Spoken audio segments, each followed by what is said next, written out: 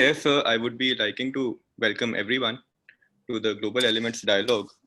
And we are having the second edition here today, where we are going to discuss about the land and us, or if I have to be very specific, the earth element, which we talk about, and its interconnectedness with us.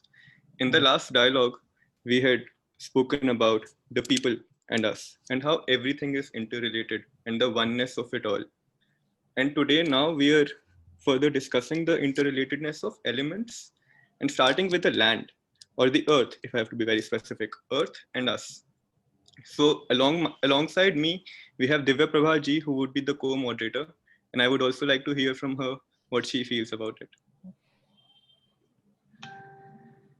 So if we look at the overall structure of the whole universe and look, analyze what Sankhya has told us. Sankhya tells us that we have these 5 elements: the earth, the water, the fire, the air, the ether. And then we have the mind, ego, and intellect. And the nature of nature is insentient. The nature of nature is that it is unchangeable. That's in contrast to us as human beings. Sorry, nature of nature is changeable. But this is when you compare to us, which we are ultimately infinite, divine reflections of that Paramatma, that supreme consciousness, which is unchangeable. The nature of the individual elements, like earth and smell, and fire and heat, water and cold, is such that you can't change the actual nature of that element. You can't suddenly make smell into something else, and you can't separate the smell from the earth. But the intellect is something which is always pure, which is its very nature.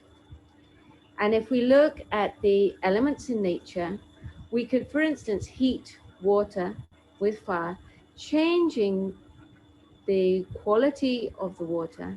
And that's how it works with us as human beings, is that we can, through the I amness, through the I ego, which gets attached to the objects of the senses, it is reflecting that into the intellect, making it look like something else. So today we're talking about land and us, which ultimately takes us down to the earth element.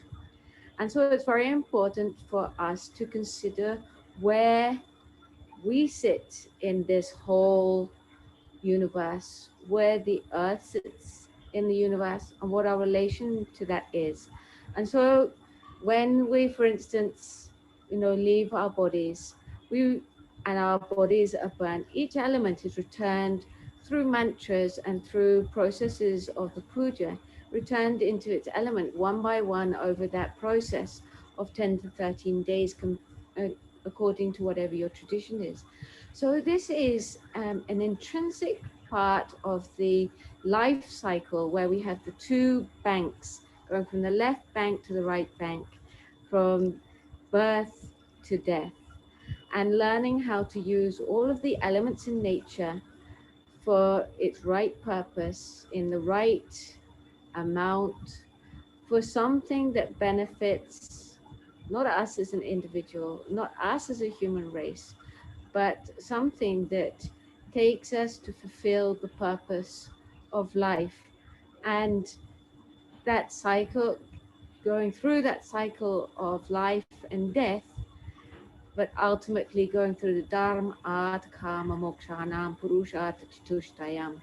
So going from on a basis of dharma, going through the life cycle, so that we reach that stage of liberation. And when I say liberation, I'm not talking about some magical state. I'm talking about being detached from the elements, knowing how to use the elements, knowing how to use the earth, how to use the resources we have. And so today it is our great honor, on as part of Global Dialogue's Elements, to have extraordinary speakers with us, such as Sudha Reddy, Jay Henrique Pareja, Samir Majliji, who we will be speaking in depth with, starting in a short while.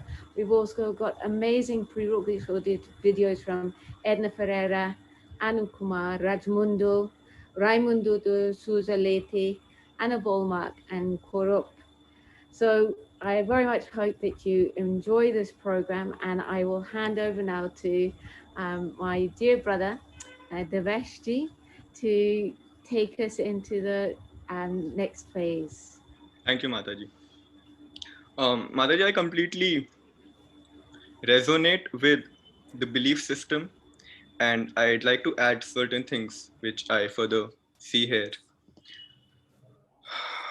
And I'd like to start from the starting of the start so that we are not left anywhere. And I'd say that it's the sound which creates the space. Quantum physics has described it. And if we look at the Nad in Hinduism or in Sanatan Dharma, then it's the starting from the Nad, the sound, which creates a space. Now, once the space has been created, there is space for energy to move. Now we can call it Shakti, if you want to call it Shakti, it can move, which has different forms. So, for example, now sound has created space, so the smell will create land. So these are called as Tan mantras in our Hindu philosophy, that these Tan mantras eventually are the ones which are creating the elements. So the creation of space gets done by sound. Similarly, the smell is creating land. We have fire, which will further create another element. So touch will create fire. So on and so forth. There are different relations which we have on creation, but it's the space which is further giving space for air to come in, while the air will further give space for fire, and the fire will create water, and from the water, the creation of land or earth is coming out. So this is that one thing which is in the macrocosm, which is on the outside of us, if we look at the interrelatedness of things. But it works in a very similar way on the inside of a human being, where we further see how the land element could be looked at, or the earth element could be looked at the groundedness nature, where any reality manifests. So if there is no earth element, possibility of life in itself is not possible there. So land becomes, or earth becomes, one place where all energies are within it. So while air can only have space, and fire will have space and air, similarly water will have fire, and water will also compose of air and space, while land is that one element which contains all of it together, where everything is manifesting. So that is one place where I see the importance of earth becoming very important. Now within the destructions, if we look at the destruction cycle of, say, how destruction happens. So we have a concept called Bhuta Shuddhi, in which we are trying to clean our own elements, in which the land or the earth gets submerged into water, where water further gets dried out by the fire. The fire further mixes or merges into the air, and the air further merges into the space, and everything gets destroyed, which is a constant cycle. And now as human beings, what has happened is that we have tried to, or the material desires of the mankind has led to increase in temperature so much that the Sankhya has been, the balance has been disturbed. So what happens is that now, because the land will merge into water, we have water levels already rising if people see it. Further, because temperature will further rise after a very long time, or say in the next 203 years, we can say that, look, we have water levels rising while evaporation will also happen, but then new water will not be there to come, and water will get over. So these are the different cycles which are further linked to the climate change, of how climate change is further happening. And with all these introductions and interrelatedness of just one element and one action which a man can do, which can further lead to climate action there, or climate change, I mean, there is what we are trying to establish here. And with this, I would further like to now introduce our speakers. And before introducing the speakers, we have a short video which we will be playing.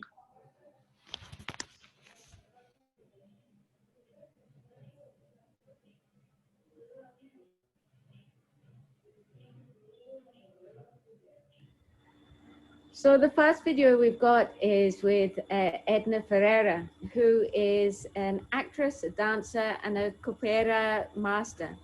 She is a member of an experimental theater company called Negro, and she performed with a famous Brazilian theater director, Antunes Filho, and was part of a musical, Chica de Silva, which was performed in Japan and Korea.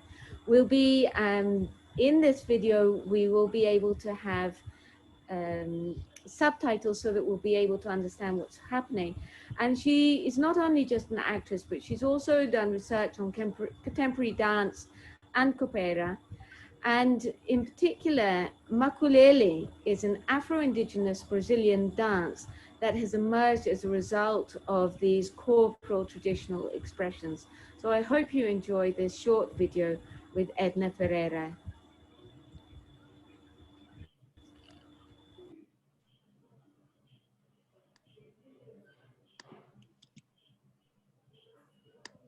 Prazer imenso estar com vocês e é um prazer imenso falar um pouquinho da cultura afro-indígena brasileira através do maculelê.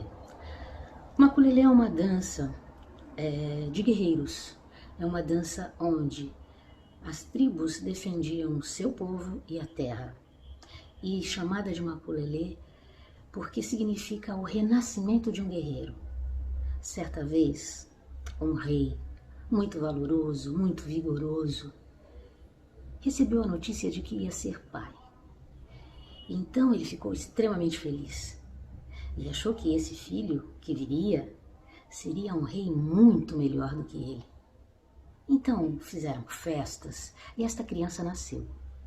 Então Maculelê corria para lá, corria para cá, mas não queria muito saber de pescar com os amiguinhos, de caçar com os amiguinhos. O rei falou, bom, isso é normal, né? Ele vai crescer e ele vai ser um rei melhor do que eu. Enfim, Maculelê cresceu e todas as vezes que se falava, vamos caçar, vamos pescar, Maculelê ficava na rede, preguiçoso, não queria saber de pescar, não queria saber de caçar. Então, uma noite, onde os homens jovens e os homens mais velhos saíram para uma caçada e ficaram na tribo, só as mulheres, as crianças e os velhos, e Maculelê, claro, na rede, deitado. Essa tribo foi atacada. Então, Maculelê, para defender a tribo, ele pegou os 2 bastões da fogueira e lutou com todos os inimigos. Os inimigos foram embora. Enfim, quando amanheceu o dia e os homens, jovens e maduros, voltaram para a tribo, as crianças imediatamente contaram: Maculelê salvou a tribo foi atacada, Maculelê salvou a tribo. Enfim, o rei olhou com admiração para aquele filho. E aí sim, o nome Maculelê fez jus àquele filho. Renascimento de um guerreiro. Essa é a história de Maculelê. É essa a história que vocês vão ver agora eu dançar um pouco para vocês.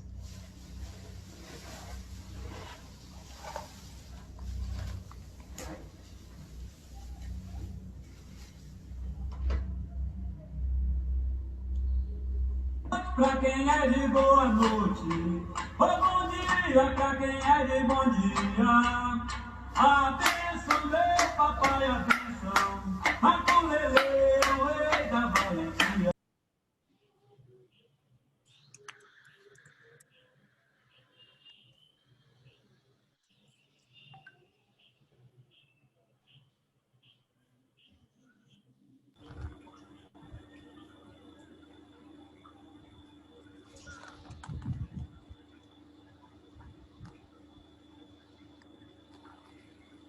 So Devesh, is there more of that video to come, or is that complete? No, I think that's complete. Okay, so that was lovely to hear for the tribal story from Edna Ferreira and see a glimpse of her performance. The next speaker that we have today is Sudha Reddy, and in fact, to give her an introduction, to do justice in an introduction, would in fact, I think, result in a research paper in itself. So I will do it more in brief than a research paper, but nonetheless, it will be rather long because Sudha Reddy has spent more than 25 years in the field of social action and development in India. She's founder and director of Eco Foundation for Sustainable Alternatives, EFSA, which is based, of course, in Bangalore, which is a great area in India for this kind of work. And this focuses on holistic empowerment, sustainable development of the underprivileged and marginalized rural, urban, and indigenous communities, with an emphasis on women, children, and youth at the grassroots level through direct intervention. Not only has she been involved in social action and development in India, but also worldwide. She's well known for her academic research and teaching on capacity building, organizational development, advocacy, and campaigning tools. She's passionately striving for the sustainable alternative models of governance, gender, environment, social justice, eco-spirituality, human and nature interconnectedness, rights and responsibilities, and a non-violent approach to peace and harmony. She studied sociology at Mysore and also social leadership and rural development at Sirsulin, Xavier University in the Philippines, and direct development communication at the International Institute of Rural Reconstruction in the Philippines. She's a member of the advisory committee at Alliance for Responsible and Sustainable Societies, Alliance Response. She's a core group member of the scientific committee. If I turn off my video, my voice will be clearer. A scientific committee at MBM International Forum of Social and Solidarity Economy Entrepreneurs.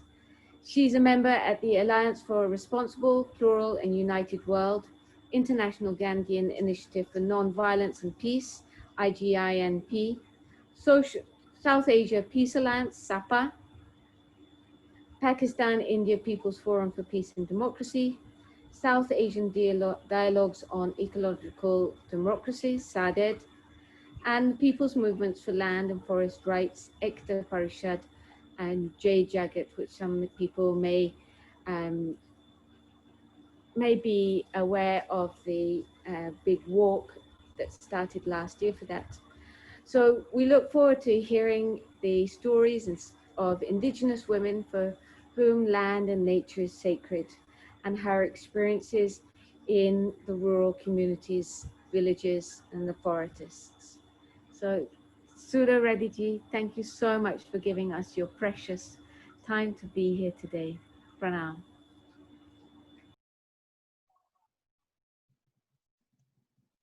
Thank you so much, Divya Prabhaji. Namaste. In fact, I'm really realized to be with you all. Good morning and good evening to all. I mean, I think from India and to Brazil. And I wholeheartedly thank each one of you for inviting me to share my views on land and us. Can you hear me? Can you hear me? Very clearly. Okay, thank you. Because there is some, I don't know, probably from my side. And how long I can, I mean, like, is my time duration for my talk. Shall I take, is there? Ma'am, Hello? you can Yes, Devesh, yeah. Ma'am, you can speak for 10 minutes. Okay, thank you. Please let me know a bit earlier. Yes, ma'am. Because I'm going to explain and to share my learning from two, one is from a woman, a tribal woman, and another story from a tribe itself. So I just want, I may take a little time, so please let me know Yes, ma'am. in advance. Yeah, thank you. So in fact, when I was asked to speak and land and us, the first thing that the question raised in my mind was, what is land and whose land I'm supposed to talk about? Is it about exploitative and extractive abuse of land as commodity, or land as sacred and living environment of our lives? Obviously, I choose to talk about the latter. So the environment that includes land is the one area around which a large number of people are now actively involved in. It transcends national, ethnic, and religious boundaries. The dialogue is concerned with the ecological issues along with the need for a culture of responsibility towards nature. In particular, the redefinition of the concept of sustainability as a holistic concept has been stressed, and not one merely restricted to the limited sense of human benefit. In that, this, of course, in turn involves the necessity of moving beyond anthropocentrism and towards a human-centered approach to land grabbing and environmental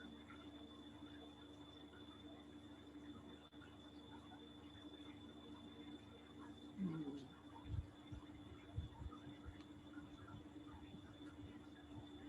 I think we're having some difficulties with Sudhaji's connection.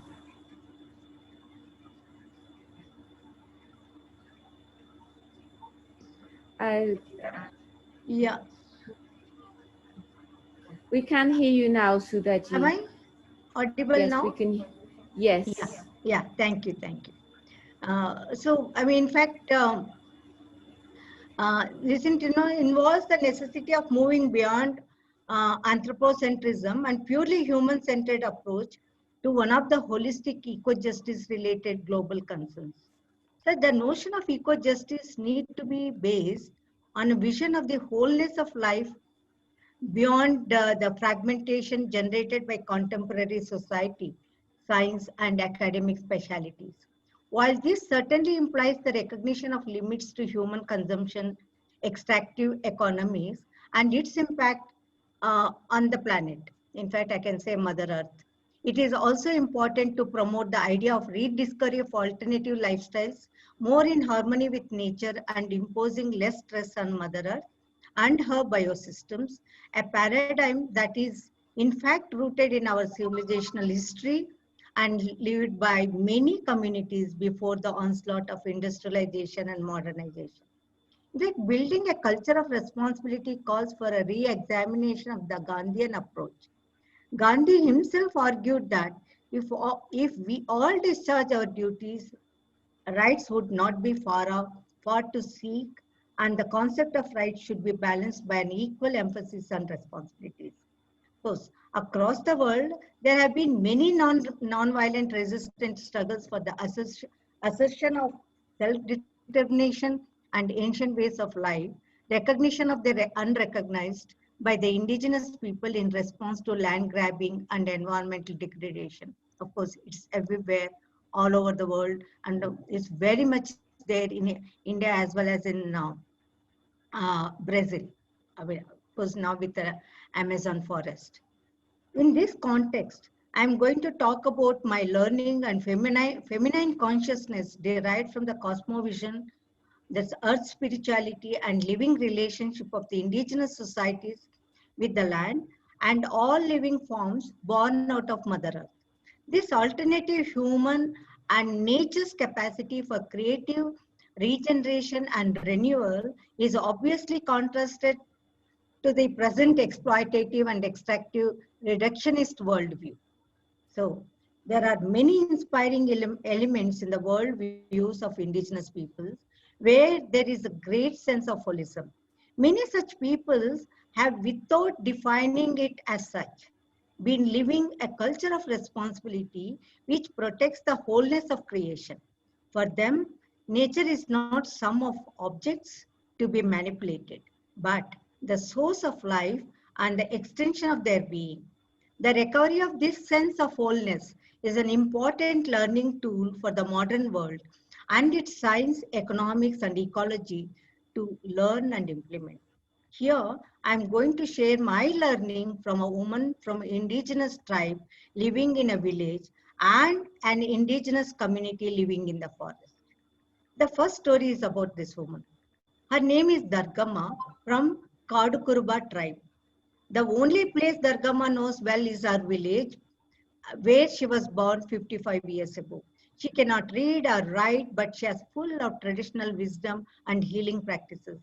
Before she came to possess an often a hectare of land barely 5 years ago, she looked after her landlord's land for her childhood, mm, planting, nurturing trees and crops with her own hands. Dargama's struggle to live in dignity took her to pass through many unnerving twists as woman withstanding hardships, discrimination, and harassment by the patriarchal male-dominated society. She was left with 4 children to carry on with the life journey when her husband died 33 years ago. It is really heart-rending to listen to the suffering she had to undergo, including how she was forced to live under a tree with her children. Having a shelter of her own is still a dream for her, despite the fact that 40 more families belonging to her community live in the same village. No one is courageous enough to approach the government for help for fear of the upper caste families in the village. In fact, she is the only one who really fought for the access to drinking water. Anyway, her wisdom and knowledge of traditional agriculture practices, soil, water, biodiversity is unsurpassed. With her eyes twinkling, she talks about the interconnectedness and interdependence between human nature and animals. She proudly talks about all varieties of trees planted in and around the village by her and her father. She says, the more trees there are, the more birds nest in them and thus lead to distribution of varieties of seeds. I think of Dargama each time. I see the 4 huge banyan trees with their prop roots dangling, reaching down to the lap of Mother Earth and connecting to each other as siblings. She adds, do you know why we are getting so yield of ragi? That is the local millet of this region. We have been dumping poison from the bags of chemical fertilizers, tins of pesticides down the throat of our mother. What do we return in? What we do in return? Gratitude to our Bhumitali, that is Mother Earth, except destroying her. Our fingers getting prickled when we put our hands in the chemical fertilizer sack. Imagine how painful it would be for our mother, that's Mother Earth, when we pour loads of chemicals on her. This is something, so much empathy. She never forgets the flavor of ragi flour in her younger days. She says just little quantity of flour would have lasted to feed a large family at least for a month. The husk was used to be highly nutritious feed for cattle. The milk and milk products were sufficient for our families. But now we have lost those traditional high yield varieties of crops. It used to be a regular ritual for all the women in the villages to collect dry leaves, cow dung, silt from the tanks, and to make farmyard manure. But today, there is hardly any cow dung in the village. Sadly, the land has been sterile by the overuse of the chemical fertilizers, pesticides, and monocropping practices. Farming has become more water intensive. Around the villages, the groundwater level has dropped from 60 feet about 10 years ago to more than 600 feet today. That's what she told me. While listening to her, I ponder, is there any need of complicated formula for a meaningful living? Here is a humble human being with love and compassion for all living beings amidst her own struggle for survival. This is about Dargama, whom there are so many such, learnings from her. I learned a lot, you know. Now I'm going to share about cosmovision and feminine consciousness practices of another tribe called Kunubis, the original inhabitants of the Western Ghats forest in my state, Karnataka. There are like any indigenous communities anywhere in the world. Kunubis believe in the existence of the natural, supernatural, divine beings and spiritual forces. They recognize the diversity of these forces and believe that they are able to exert an influence that can help or harm nature and human beings. Ancestral worship is part of their lives.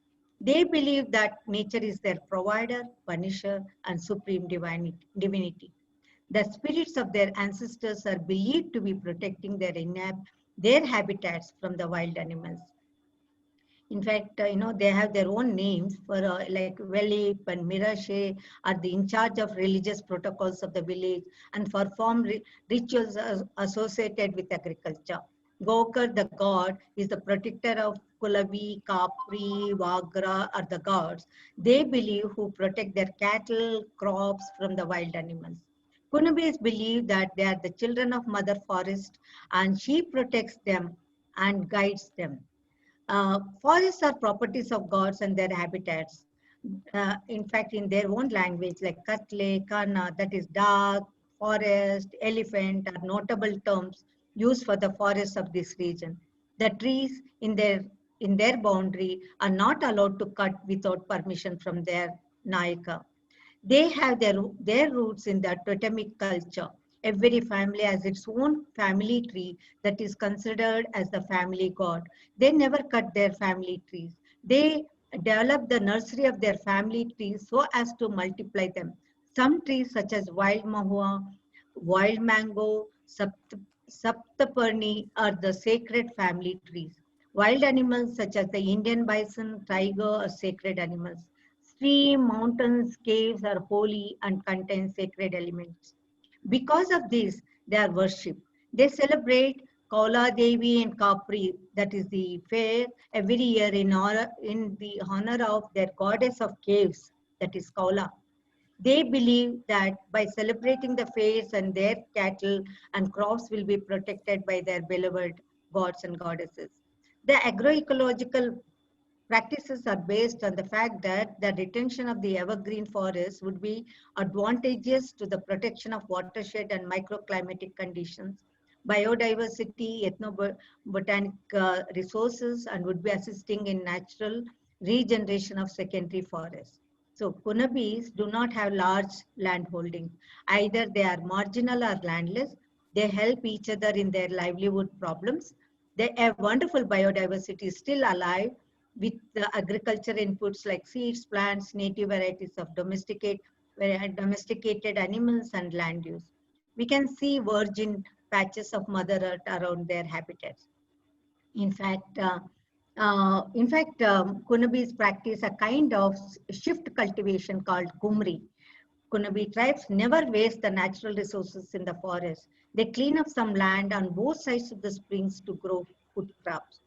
They shift their cultivable land each year to keep the fertility of the soil. The food crops are grown on one side of the stream in agriculture season and shift to the other side in the next agriculture season. They grow as much as they need and do not hoard. That's an interesting thing, with the native indigenous people. They do not hoard like the modern urban, human beings, because they strongly believe that Mother Nature would never allow them to die of hunger. These people celebrate agriculture festivals with their own cultural practices with natural colors and wild exotic flowers. In fact, there's another very interesting aspect is the sacred groves.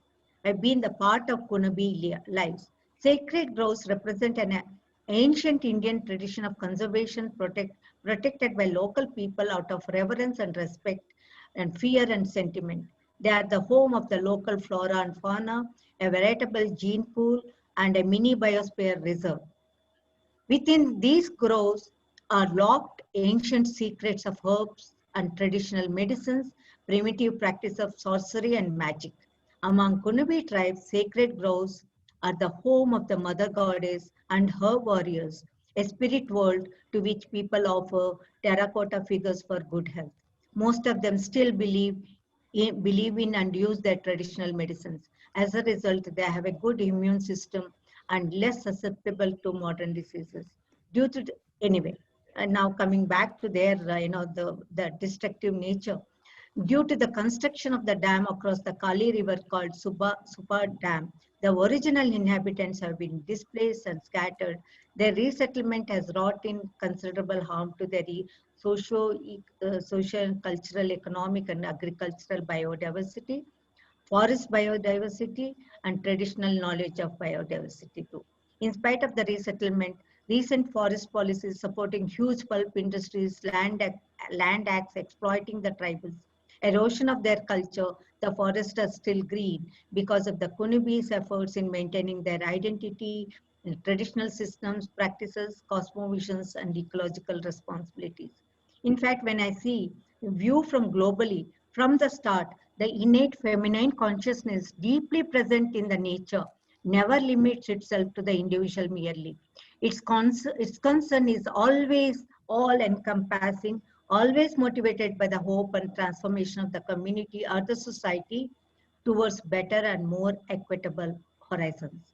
The feminine approach to the individual or collective relationships as a transformative capacity in contrast to the dominant patriarchal paradigm, the behavioral patterns of which are the upholdings of hierarchical structures, power and coercive authority.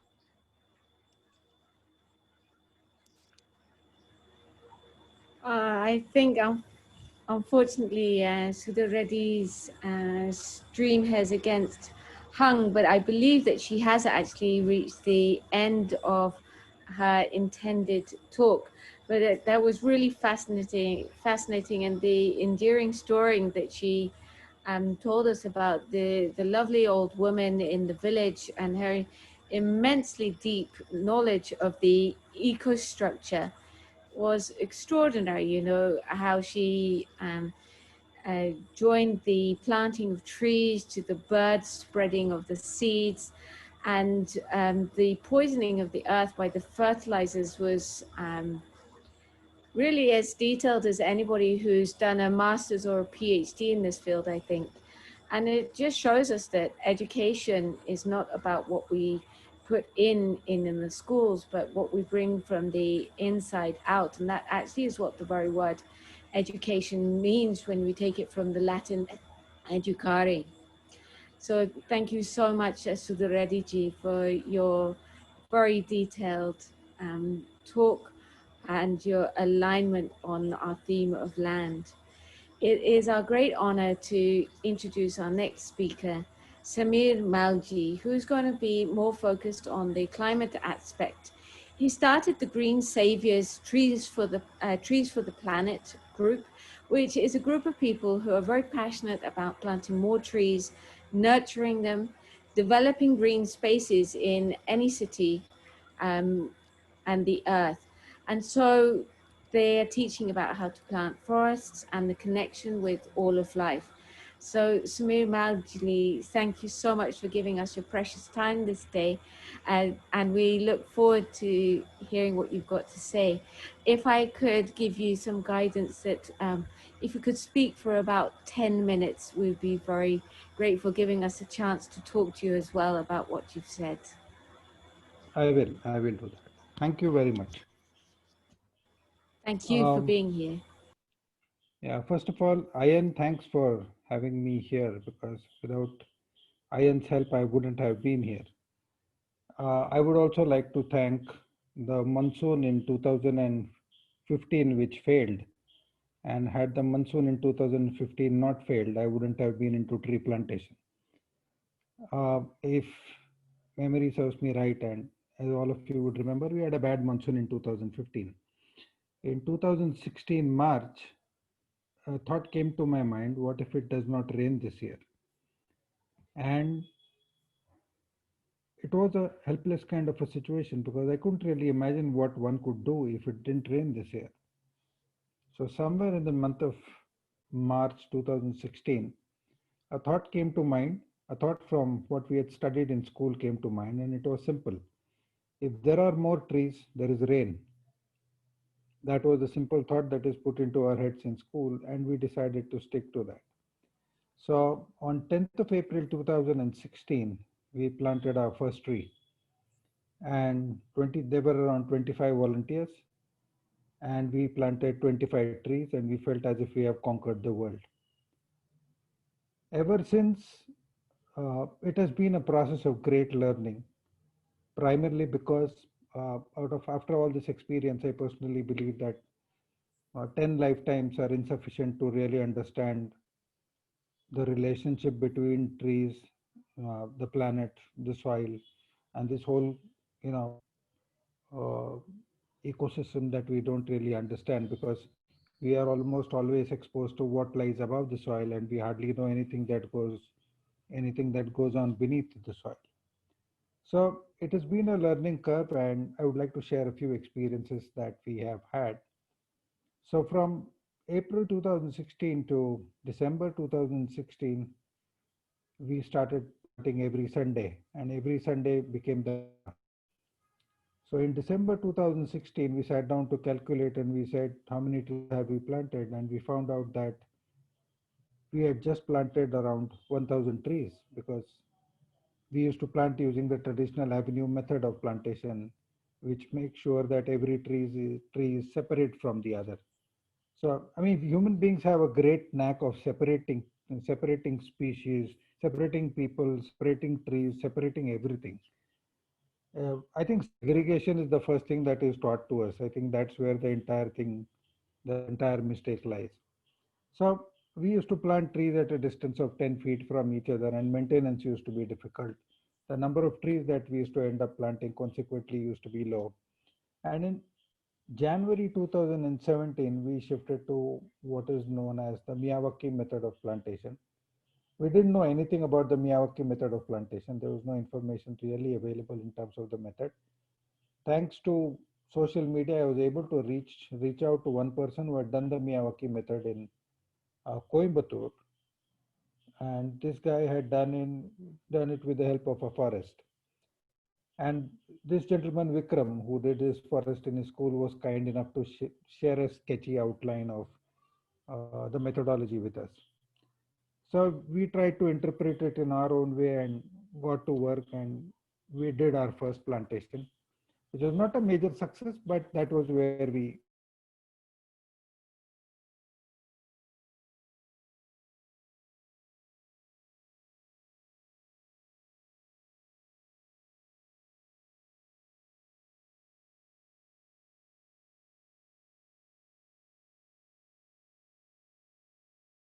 Came in.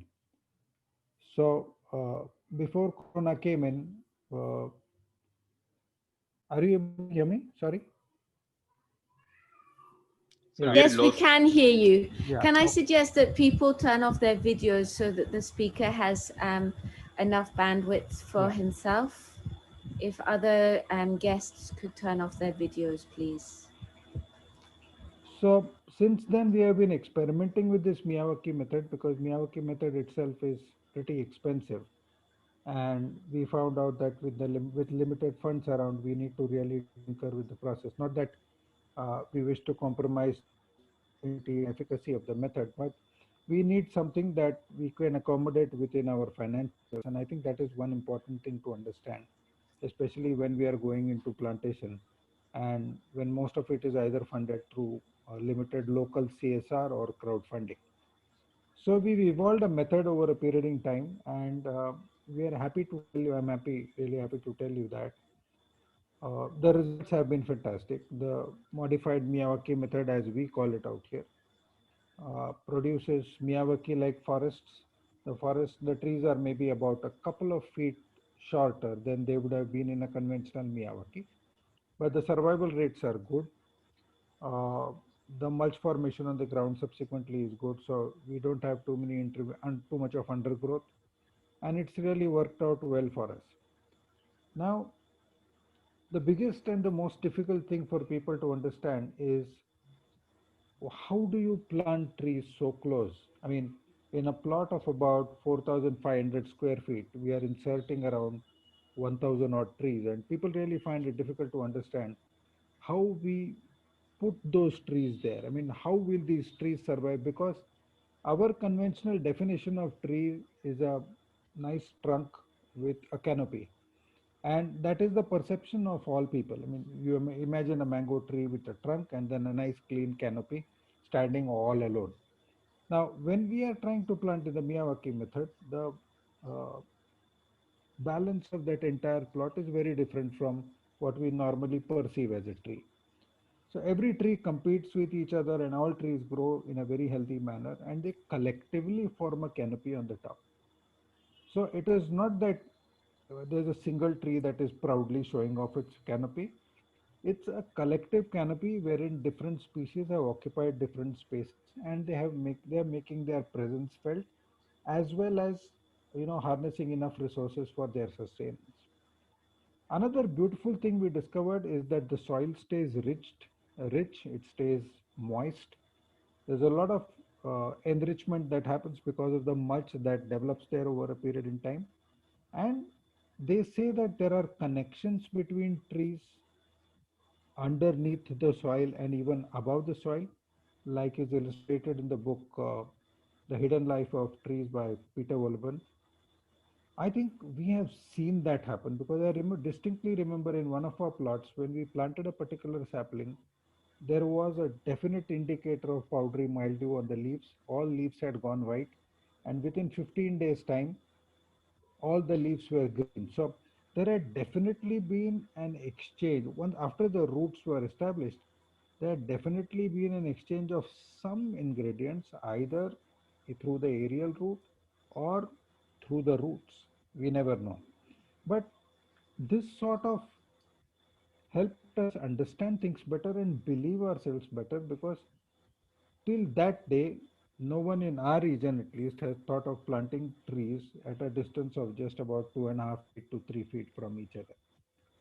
Now we have completely shifted from planting in the avenue method to plantation of dense forests because it really works out well for us.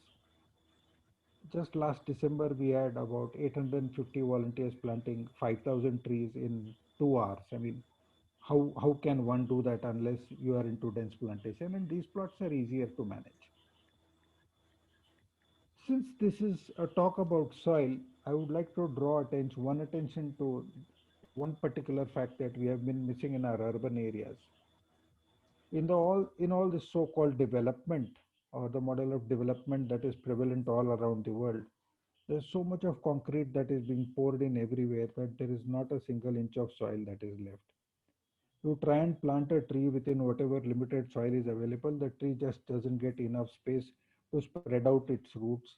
And although it might look healthy for about 2 years, eventually it will not survive. There just aren't any enough soil spaces across in city areas for water to seep down. And because water doesn't seep down because of the runoff, we are having problems of flooding. But no one really seems to care for the soil because everybody looks at it as a nuisance.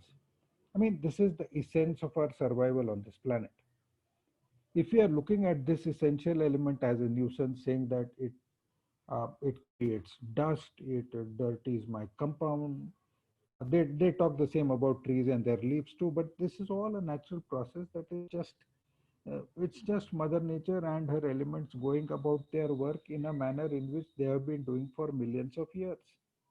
By disrupting this entire cycle, we have only made things worse for ourselves. I mean, in all probability, the corona pandemic could be primarily because we did not respect the integrity of forest spaces.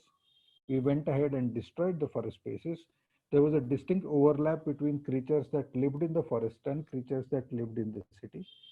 The virus jumped from the forest being to the city being, and it ended up amongst us. Is a very simple logic that can explain what's happening all around the world.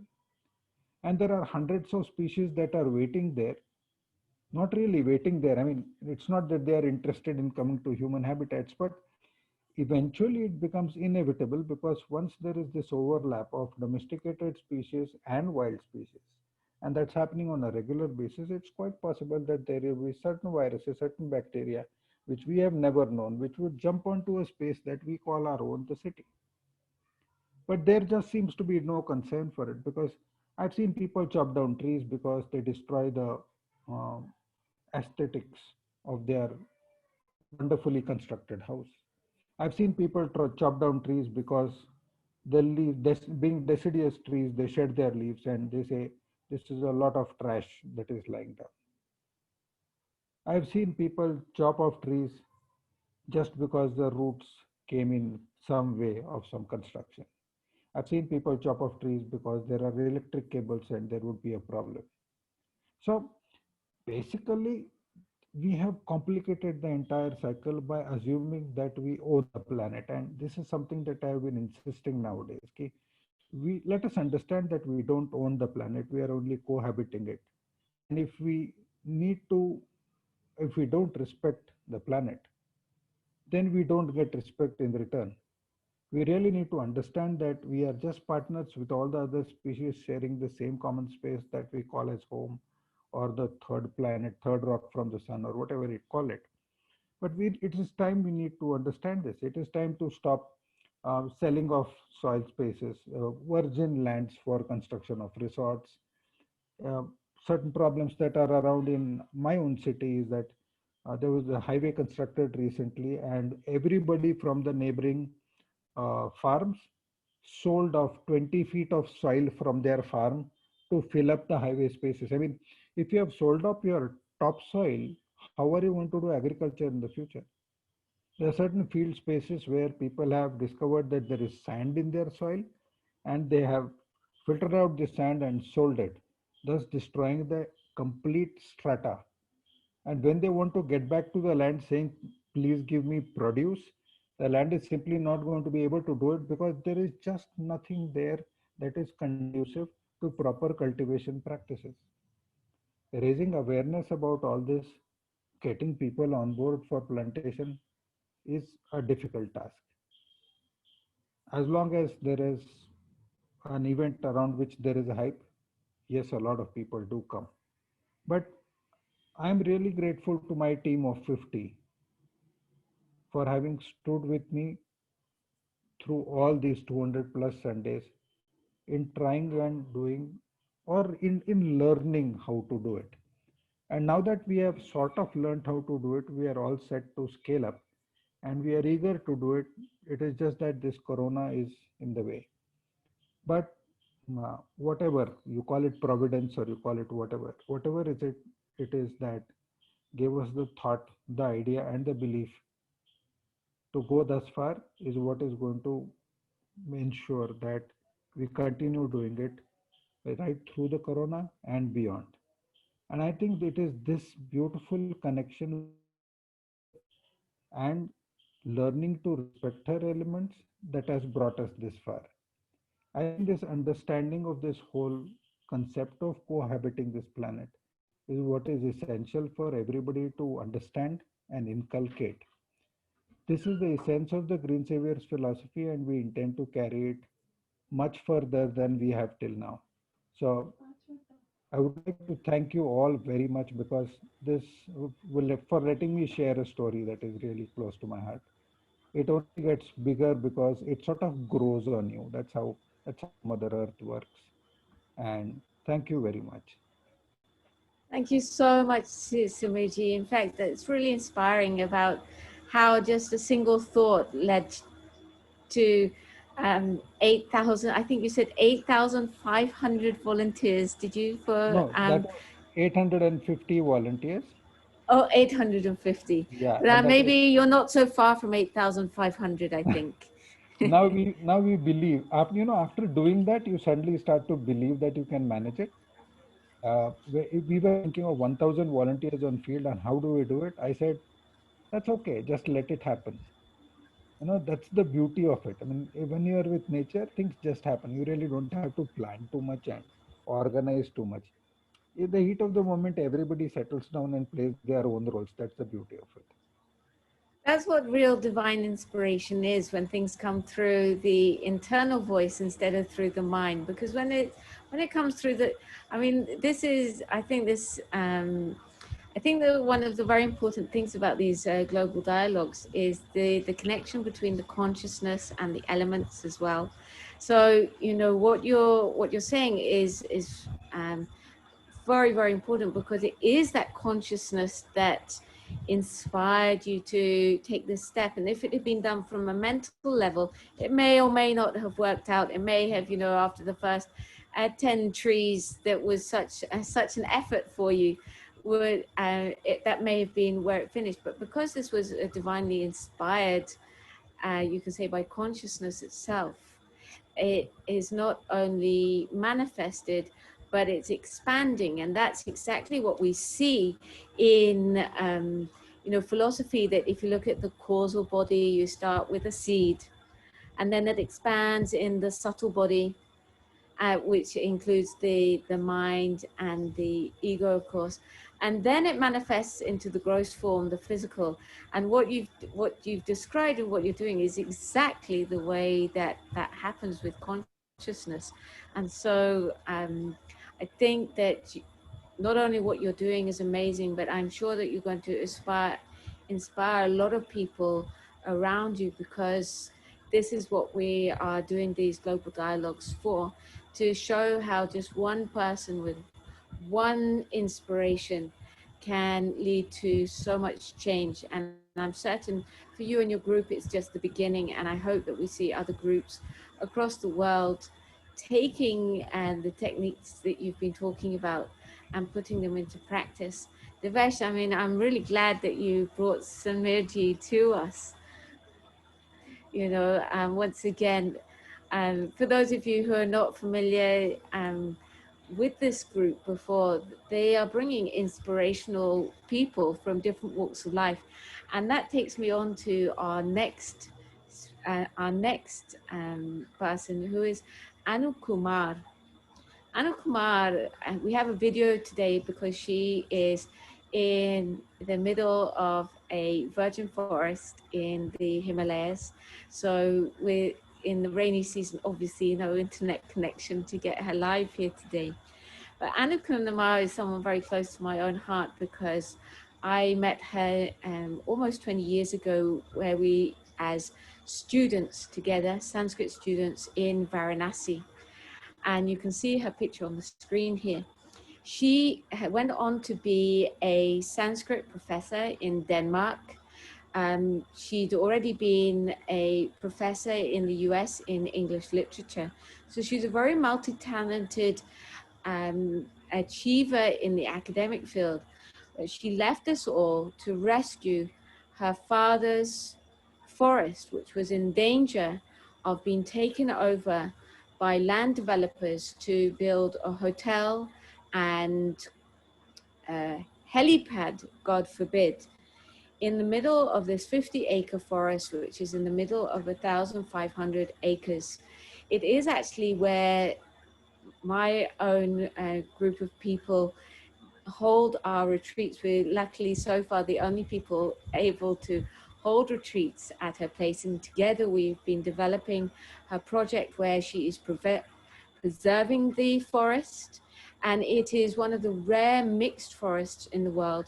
And she's also teaching local children the ways of the land in a forest school, bringing back the natural knowledge and teaching them how to live in harmony with Mother Earth. And she really feels the experience of Parvati all pervading through the valley and the side of the mountain that she's living in. So I'm really glad to introduce my great friend Anu Kumarji and her forest. और नज़दीक आ जा सिफा, और नज़दीक आ जा Rakesh.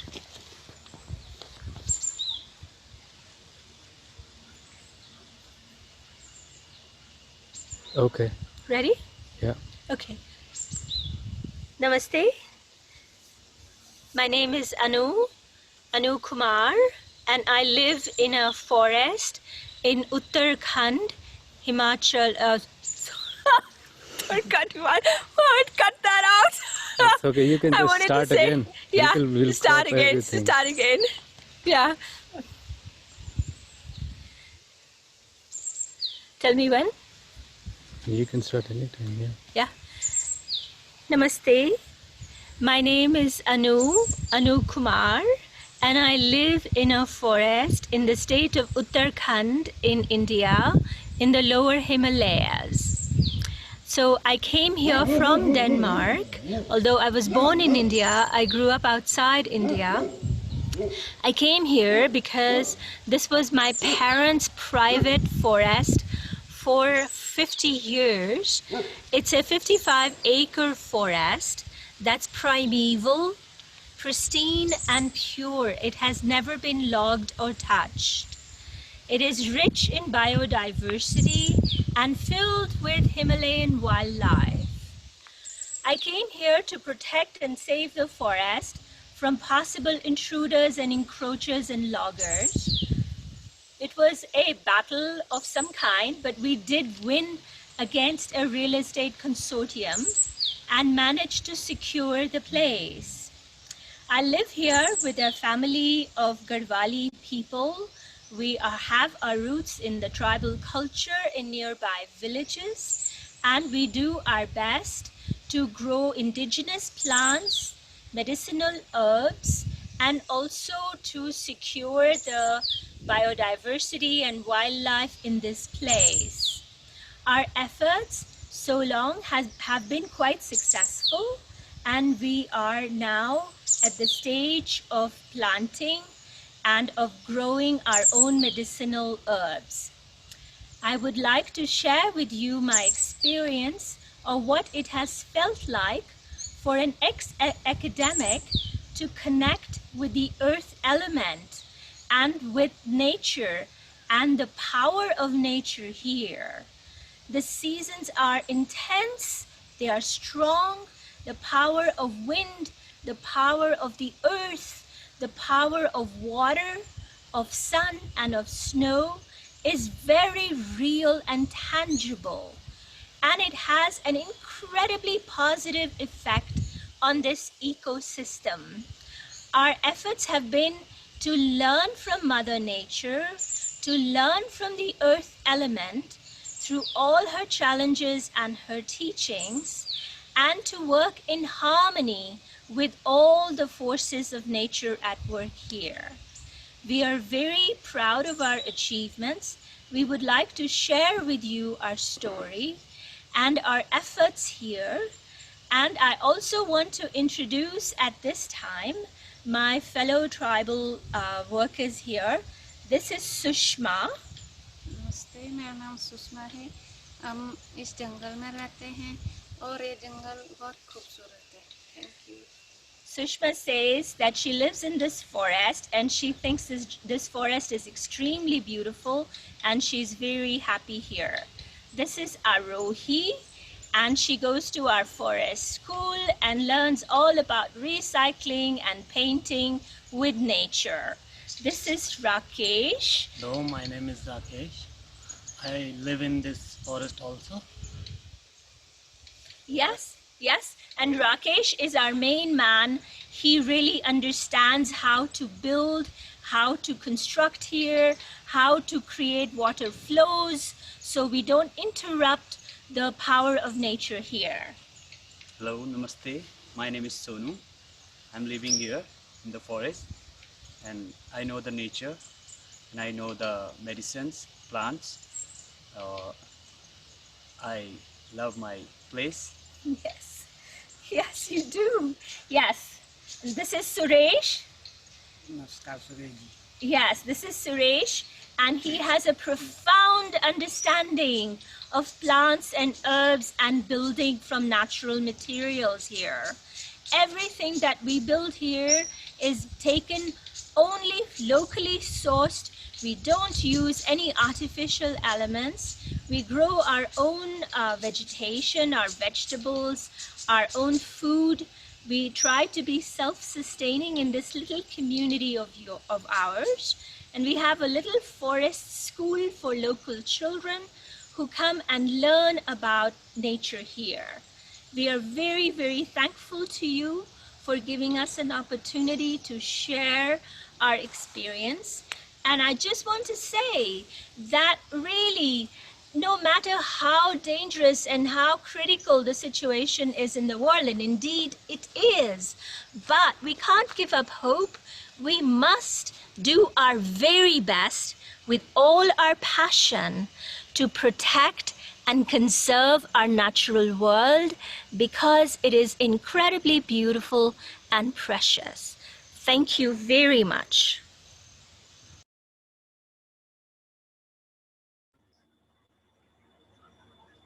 Lovely to see the pristine mountain, and I've spent a long time there over the years.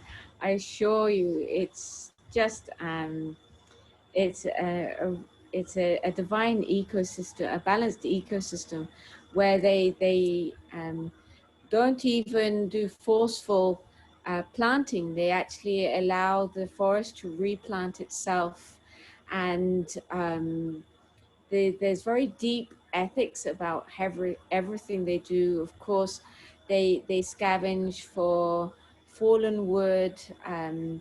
They are collecting a lot of the Uttarakhand natural medicines as well to restore them in the vegetation. Because there's a small amount of cultivated land that they've had, which has been cultivated probably for more than 100 years or so. And I was very fortunate actually to meet her parents as well before they left the body 20 years ago. So it's 20 years ago, 20 years now that I've been in contact with this forest. And they, of course, don't build on anything which hasn't got a previous structure. So, and keeping it to the same height as the original, using a lot of recycled materials. Being not so far from Missouri, in fact, they get a lot of materials from old houses that are just being torn down, being replaced with modern monstrosities. Quite extraordinary. So I encourage anyone who ever has any time to definitely go and see her. She always welcomes visitors, and they for instance, they have something like I think 15 natural springs on the land, and they're constantly finding new spring water on their own land. But one thing I noticed that a year ago, the little river that used to be at the bottom of the land in the valley was, to my amazement, dry. Last year in around April, May, that stream was completely bone dry. For the first time I saw this. So there's even in these beautiful parts of the country, there's still an effect of what modern life is doing to this part of the world.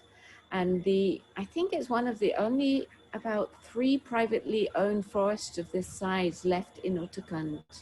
I don't know, maybe Devesh, you might know more about that, because I know that you guys have been very involved with forestry in Uttarakhand. So yesterday I had a discussion with her about the same thing, and about the principles of deep ecology eventually on which they're working. And it's quite nice to see how for them they consider how human being is not the center of the universe, and to not disturb the forces of nature. So the work which they have been doing specifically out of the other forests which are being managed in Uttarakhand by people is that they're making sure that everything aligns with the cosmic intelligence alignment and not from what they want to build there. So this is one thing which I've seen.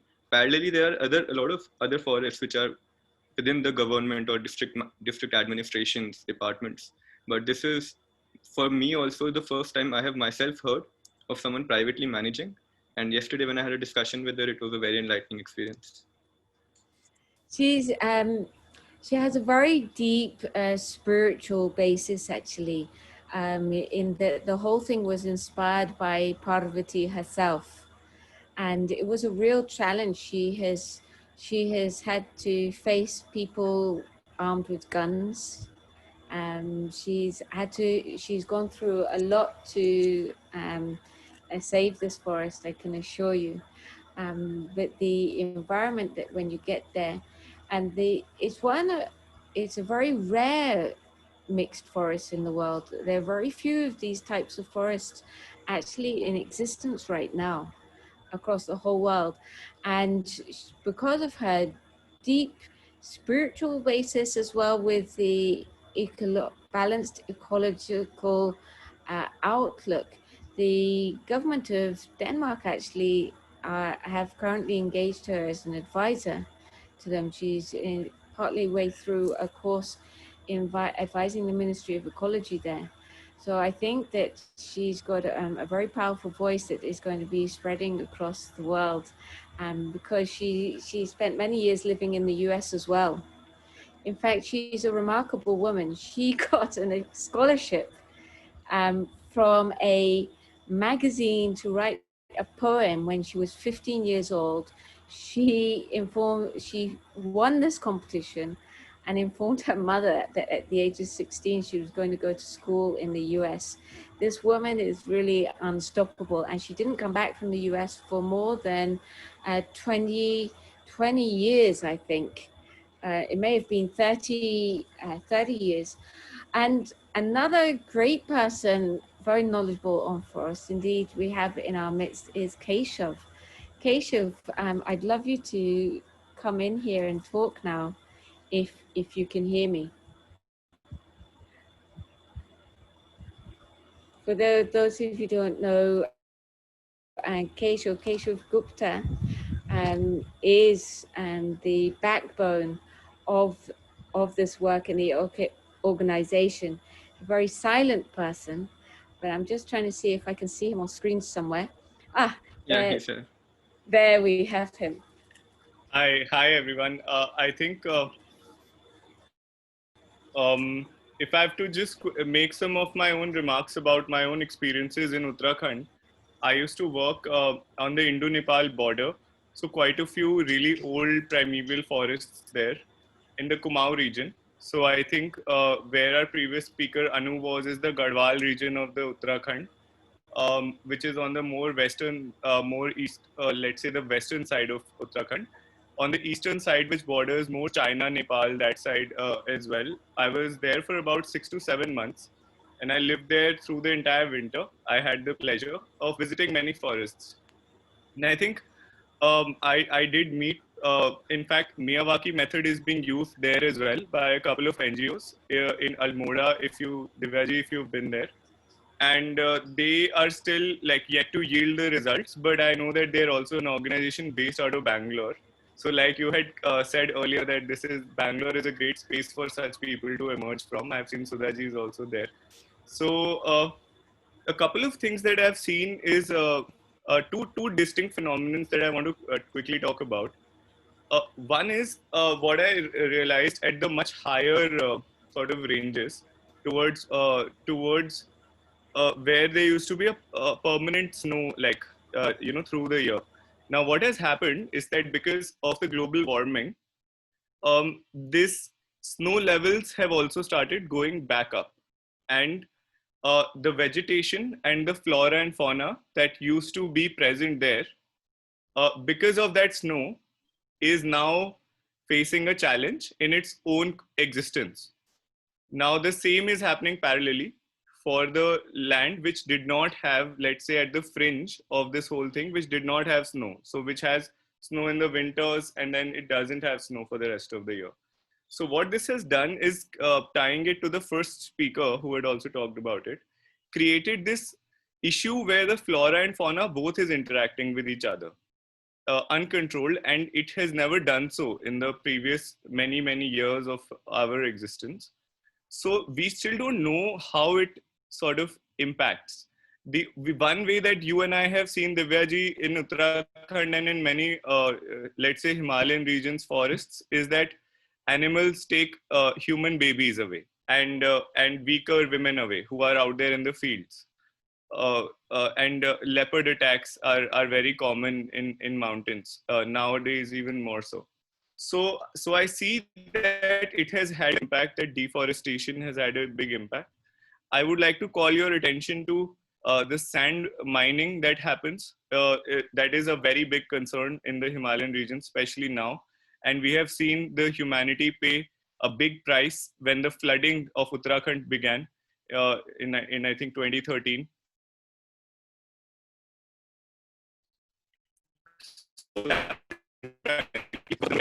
Channel of water and rivers. So it is a massive challenge. I have seen that it is not just a community issue, governance issue. It's a development perspective issue. There are so many sides, but these were a few challenges that I thought I will highlight for our esteemed panelists and everybody else. Thank you. Thank you so much, Keshav. I mean, as always, an inspiration. Thank you. Now we have a young student with us, amongst us today. His name is Ayan Banerjee, and he would like to just for a couple of minutes talk to us about plastic waste. So Ayan ji, if you'd like to just briefly give us your views and inspiration for plastic waste in just 2 or 3 minutes, that would be really great. Thank you. Namaste everyone. Thank you for having me speak here, and all speakers were really inspiring and motivating. So I would like to talk about the issue of plastic, especially as Keshav sir was mentioning a lot about Himalayas. I wanted to talk about the landscape part of it, how it's the plastic is affecting our growth and are causing so much of we have to start thinking on a long-term basis on the issue of plastic. That as we started making it as a use and throw thing, we'll go and buy vegetables just for a comfort of a short time. We're handing our after into catastrophe just the comfort of small while to buy the vegetables. The vegetable vendor will give it in plastic, then we throw up. And we think that poly bag has just vanished away, but it's not the case. And we have to start respecting the land and I would to tell you a story about how I love walking barefoot. I live in Allahabad, and there are three rivers which combine here. It's called Triveni Sangam, and to love walking alongside the beach here. But now there is so much of plastic that I don't like going there, and that's why people have started losing their connect from the nature, because there's so much reduction that we have called upon us by these small acts. Like now, even my face wash has particles of plastic, and almost everything is like plastic. But I really want to urge you all to start thinking about these small acts, even using the plastic toothbrush from everything that's single use.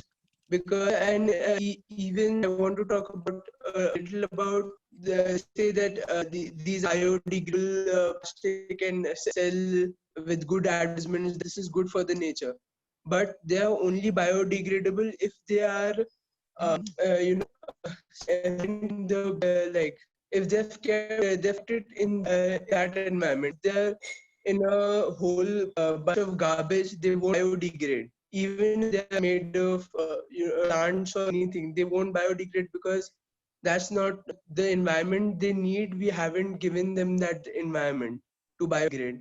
So plastic has become really huge problem, and actually single use and single use plastic. So that's what I wanted to talk about. Thank you. Thank you so much, Ayan ji, and I know you're going to do a lot in the future, inspiring your generation. Divesh ji, I think we've still got some more to talk on about the forests, because the forests are so key to our planet. They're the lungs of the planet. So I'd really love to hear something that you'd like to say about the lungs of the planet. So how I see forests, or from a different perspective, while agreeing to what other speakers have said, is to look at forest as a space which has been occupied by certain life forms. Now, this forest is there are certain people who are getting supported by their own lives are being run by the forest, and forest is, and it's a cycle. Both are helping each other transform and grow.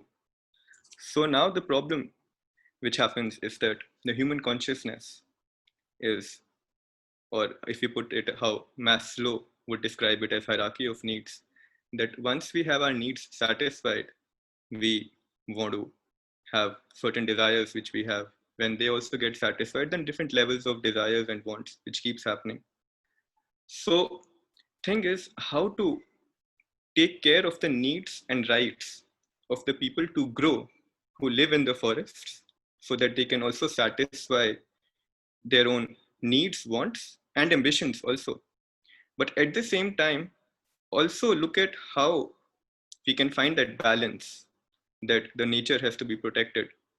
Now, that's the common responsibility, I believe, which is there, to understand that whatever anyone is doing out of his own need or want, or their own relative reality, which together in totality as a system, it's disturbing the system not only for human beings, but also for the birds who are not responsible for our climate, the climate change which is happening, or forests being burned at different places for people's needs, wants. So now this complete understanding that we also need trees, which is also called pran in say Upanishads or Chandogya Upanishad, which has been given the status of air. And the only thing which we can actually grow to change the complete system on a longer run, while also making sure that policies or the human action is such, the policies made is such that we fall in line with the cosmic awareness and intelligence and creation. That's what I'd say, Mataji. Thank you so much. It is our great honor to introduce our next speaker. We have amongst us Jose Enrique Pereja, who is a visual artist graduating from the Arts Institute of the Federal University of Uberlândia, Brazil. He's developing a fascinating research about soma aesthetics, which is an interdisciplinary field where the humanities connects with the biological, cognitive, and health sciences, taking care of the body as a place of aesthetic sensory appreciation and creative self-formation. For those of you who've ever had the opportunity to see this, it's incredibly beautiful, free-flow type of work. His work is dealing with food culture, traditional communities, medicinal plants, environmental and sensory education. And he particularly works with vulnerable communities in the countryside and in the city with education in the development of expansion of incomes, which is so important to those underprivileged communities throughout the world. He works with agroecology, developing projects that seek to value the work of the underprivileged, uniting the countryside with the city in order to awaken the self-responsibility within people and the presence in the entire feeding process, which of course begins in the countryside. So thank you so much, Jose G, for giving your precious time to be here with us today. And if you could give us 10 minutes of your precious time, we'd be very grateful. Thank you. Thank you all very much. It's very special to be here. I am being very inspiring with this talk so far. And I would like to give you and share with you also some of our work that we're doing here in Brazil. So I work with Claudia as well. I think Claudia talked with you already maybe yesterday, and she was showing you a lot of the work that we are doing in the Amazon forest. But today I want to share you another project that we are doing here in another part of Brazil, where I live, which is called Minas Gerais, where is the biome called Cerrado. Cerrado is a kind of savanna, but different formations as well, dense forest, and it's very special biome for the whole world, especially for Brazil. It's one of the oldest biome in the world. And here, most of the rivers of Brazil, the birth of these rivers is here. So the mines is in our mountains and in our forests. So it's very special to be talk about this biome, especially because yesterday was the day of Cerrado. Cerrado, so is a very special forest that we need to keep, and it suffered a lot of deforestation here in Brazil, much more than the Amazon forest, much more, especially now because we have a big fire happening in the Pantanal, which there are Cerrado as well in the Mato Grosso. So we have a lot of problems happening in Brazil, especially with these politicians and the problem with the forest. So we're doing a very special project here. It's a kind of organization with the consumers and the farmers together to have access of fair food and clean food that not using poisoning to grow. So we're working with communities that plant and do a lot of work with the food, especially in the agroecology way. So now with the pandemic, we start this project to take people from the city and bring them to the farms, bring them especially to these small farms where there are families growing fair food and growing clean food for the cities. But because what happened commonly, people go to the supermarket to buy food and they don't know where the foods come from. Yeah?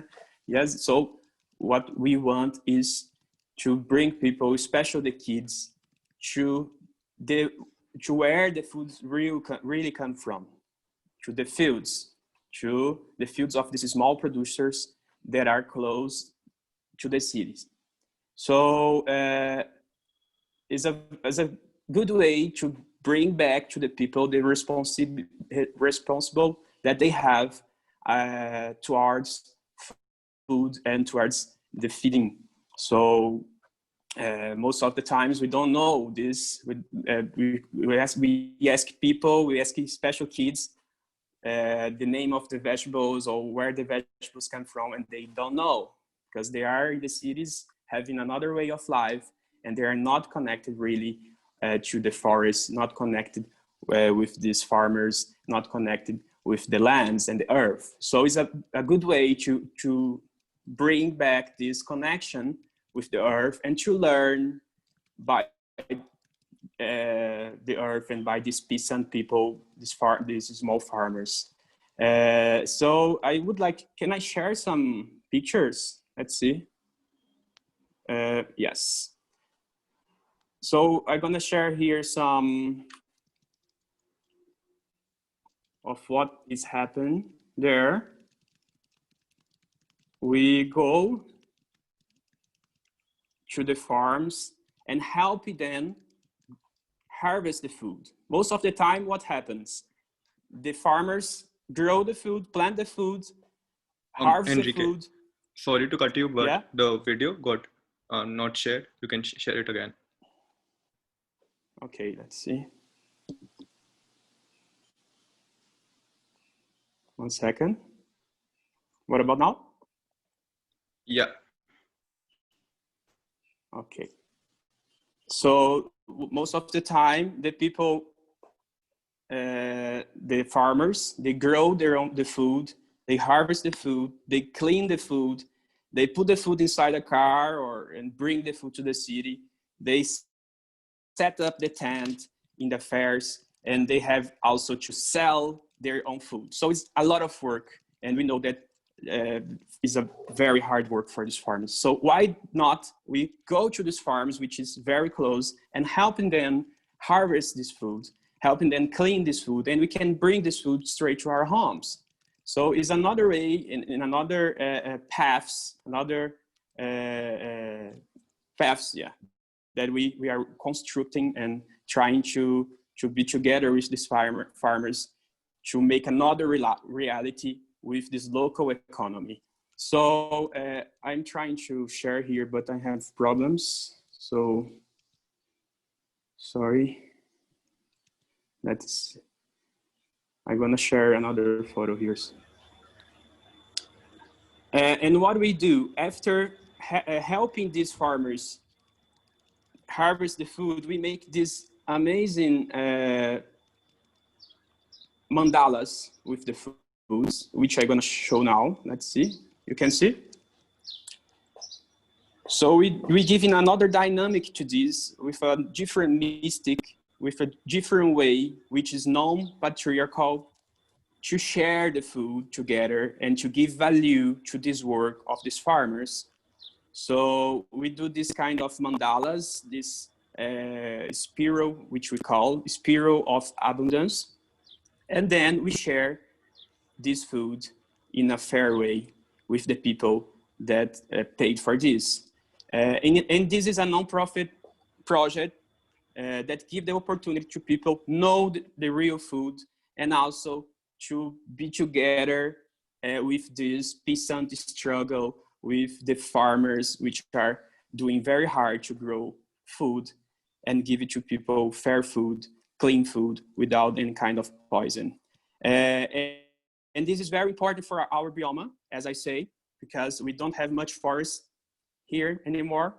So when you do the agroforest, when you do this kind of agroecology, we are growing food together with forests. So this is a nice way to preserve the environment and also to be connected with the Mother Earth in a nice way, with having access also with food, and to be accessed in a nice way with this abundance of the nature.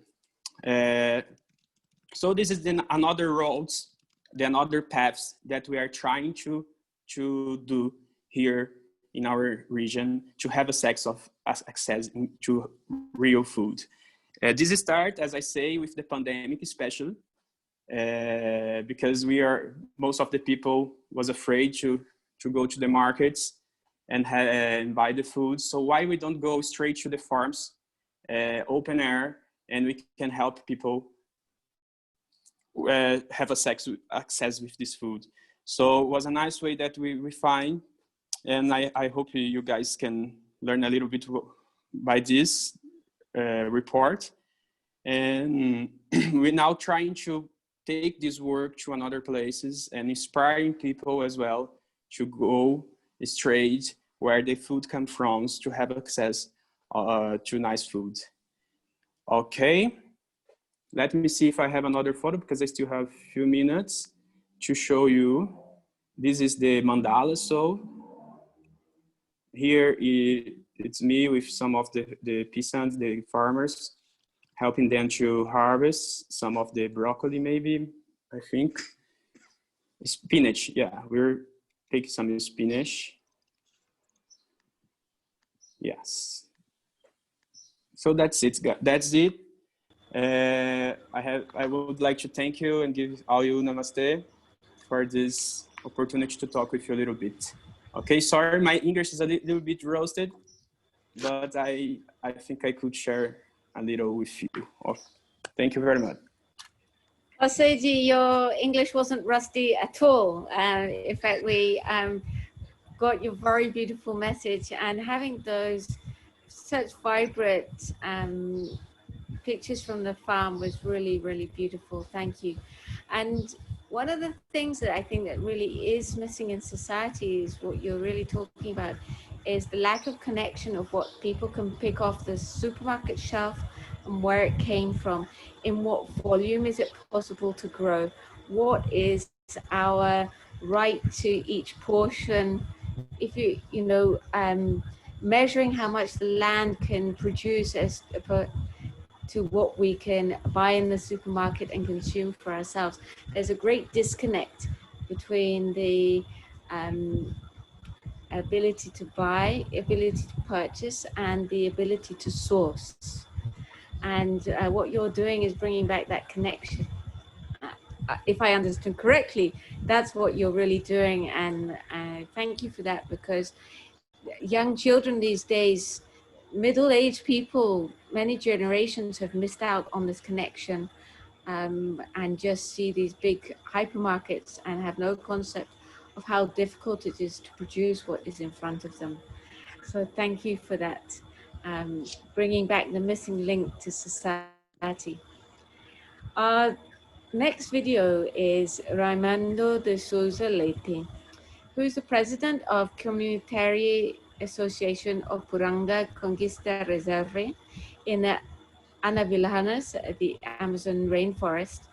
And we are lucky to have subtitles on this. It's going to be talking about the territory limits of the reserve and preservation actions made by local volunteers and activists. So I hope that you sit with us and enjoy this next video. Meu nome é Raimundo, sou o presidente da Reserva de Desenvolvimento Sustentável Puranga Conquista, né? Fica localizada aqui no mapa, nessa área aqui todinha, no entorno de Navilhanas, né? Tem aqui aproximadamente 15 comunidades, né, dentro dessa reserva, e algumas delas são comunidades indígenas que ficam aqui no longo do rio Coeiras. Dá para identificar as comunidades onde está grifada com caneta, né? Tá bem identificada as comunidades, né? São essas comunidades aqui ao longo desse rio, dos rios Coeiras e no entorno de Navilhanas aqui no Rio Negro. Nós fazemos aqui durante 30 dias, a gente faz um monitoramento, né? Nós temos monitores, agentes ambientais dentro dessas áreas para fazer a cobertura, e eu faço a cobertura como presidente, visitando todas as 15 comunidades, saindo daqui da proximidade de Manaus até aqui próximo de Novo Airão, já no final da reserva. A reserva hoje ela tem no entorno, nesse contorno todo que está marcado em vermelho, 78 mil hectares de área, né, sendo que 30% dessas áreas aqui já estão ocupadas por comunidade e o restante estão intacta, preservada, que é onde a gente faz o monitoramento. Aqui, nesses destaques que aparecem, é onde nós temos algumas trilhas de monitoramento ambiental, né, onde a gente cataloga lá algumas espécies que estão ameaçadas, que estão em extinção. A gente faz esse monitoramento. A gente faz essa cruz de malta nesse contorno de 20 km quadrados em torno, né? A gente faz essas trilhas, cortando, cruzando aqui em forma de X, que a gente chama de cruz de malta, e uma outra para adentrar aqui, que também tem uma área de amortecimento de 600 metros ao entorno para fazer isso. E a gente fazemos isso a cada 6 meses, esse monitoramento, né? Identificando as espécies, identificando as aves, né, que estão aparecendo, identificando os animais, se estão aparecendo mais, estão ficando mais difícil de se aparecer, e também preservando algumas espécies como saúde de coleira, essas coisas assim que estão ficando já em extinção. Nós temos um corredor de saúde de coleira que sai aqui da comunidade Tarumãzinho, próximo de Manaus, passando pelo Igarapé do Jaraquizinho, chegando até aqui no Igarapé do Coeira, que é o Igarapé chamado Coanã. Então quando a gente faz essas trilhas aqui, justamente que é para fazer esse monitoramento, onde tem esse corredor ecológico desses animais que estão em extinção.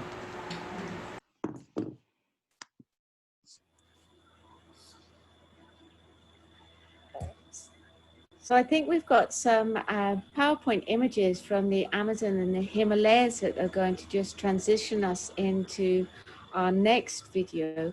Our next video just coming up is a trailer for a big social nomad short film by Anna Bollmark, who is a Swedish filmmaker, which has put the spotlight on the human-elephant conflict and its importance for the survival of the beasts of the wild due to rampant defiling of the natural habitats for human settlement. She said, "One cannot understate the importance of this issue in India. With 1.2 billion population and houses half the Asian elephant population," which is what she said when she recently premiered her film at the Arodhan recently. So Deveshji, if you'd like to show the slides and then move us into the next video, that would be great. Just 1 second, Mataji. I mean, this is such a unique platform, bringing the Amazon and the Himalayas and the forests across the world together in a unique way. It's a remarkable concept that Brazil India has come up with.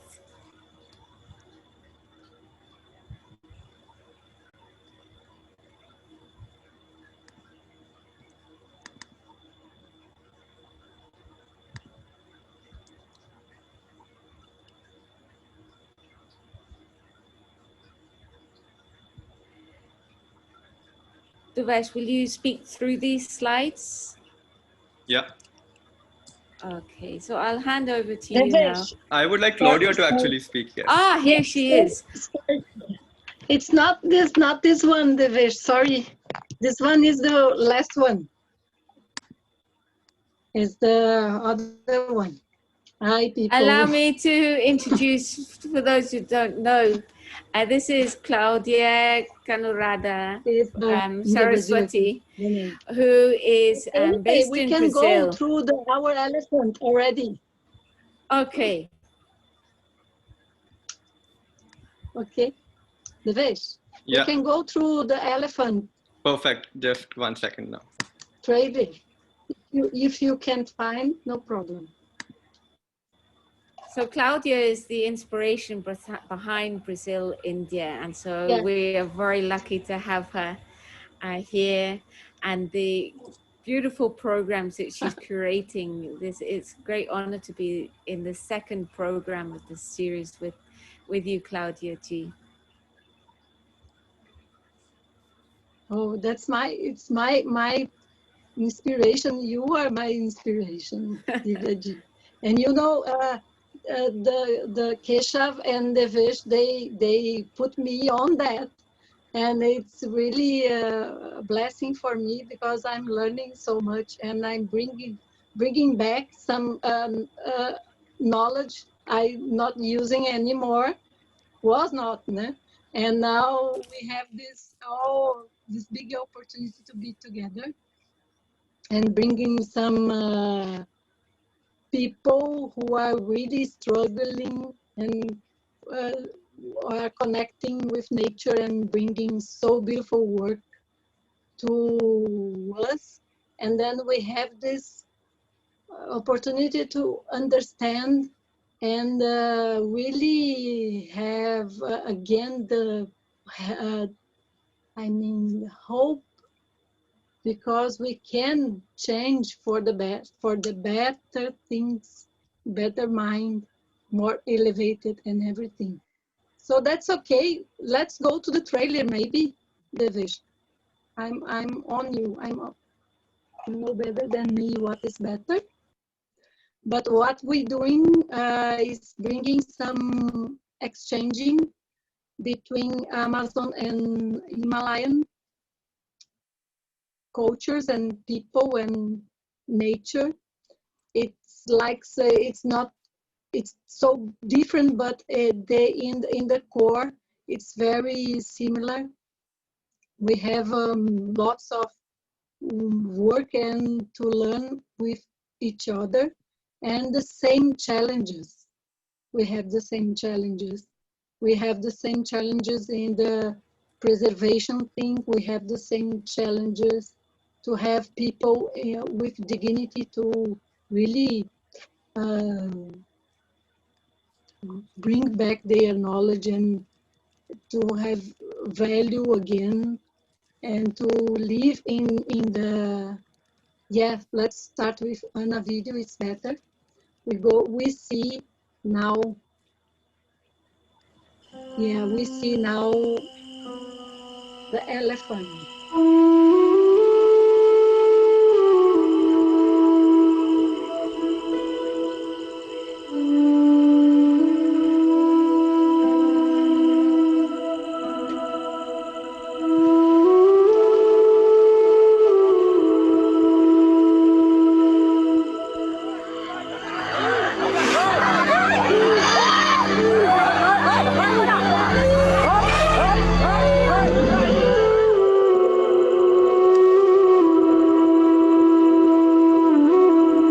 feared and scared that Asian elephants would become very, very critically endangered. So it is a terrible scene of conflict where every second day there's either an elephant killed or wounded or injured, or a person is killed or wounded or injured. We are actually pushing them towards extinction.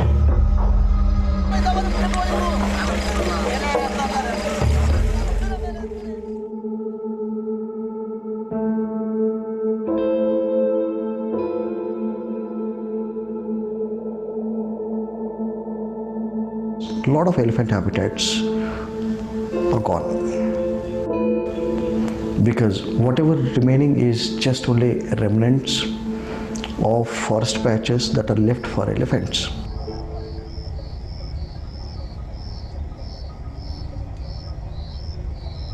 And during British India, during colonial India, vast tracts of lands were cleared for tea. And obviously that was disastrous because the forest there had gone and tea has come. People are also living, they are dependent on these plantations for their livelihood. Earlier they used to chase, then they started throwing stones, then they started using metal projectiles. Nowadays they're shooting. Nowadays when we rescue the even calves, and definitely larger subadult elephants, they come with 10, 12, 15 wounds on them already. Either they're little bullet wounds, or they're spear wounds, or somebody has burst a bomb on them, or thrown flames or fire tar at them. But even then, that people, even though they express a lot of anger, but even then people say that, hey, Lord Ganesha.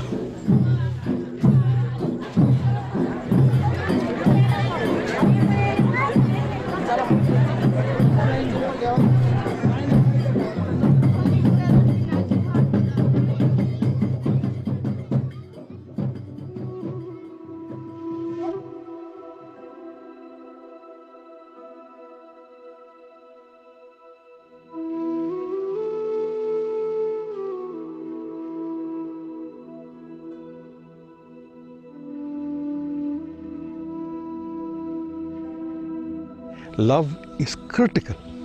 I keep saying that people must be taught to love and respect elephant. And that's where elephant conservation lies. Because still, you go any corner of India, people love them. So nothing can replace that.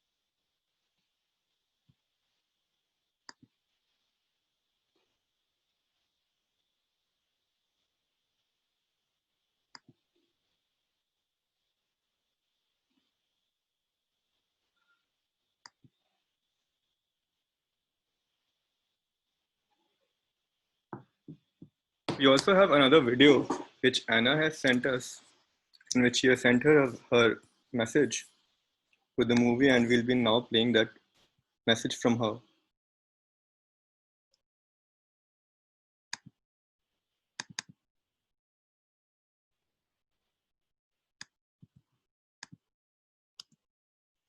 My film has a very important message to the world.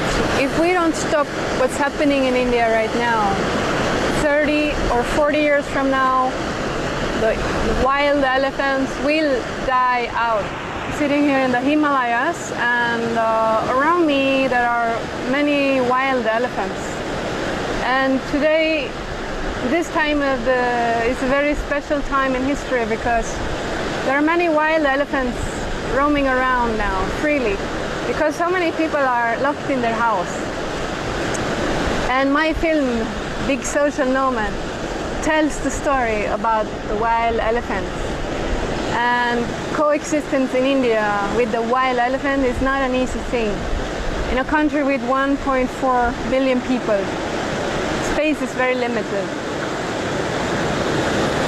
My wish is that the film will go out to millions of people, and the film so far has gone out to more than 15 film festivals around the world.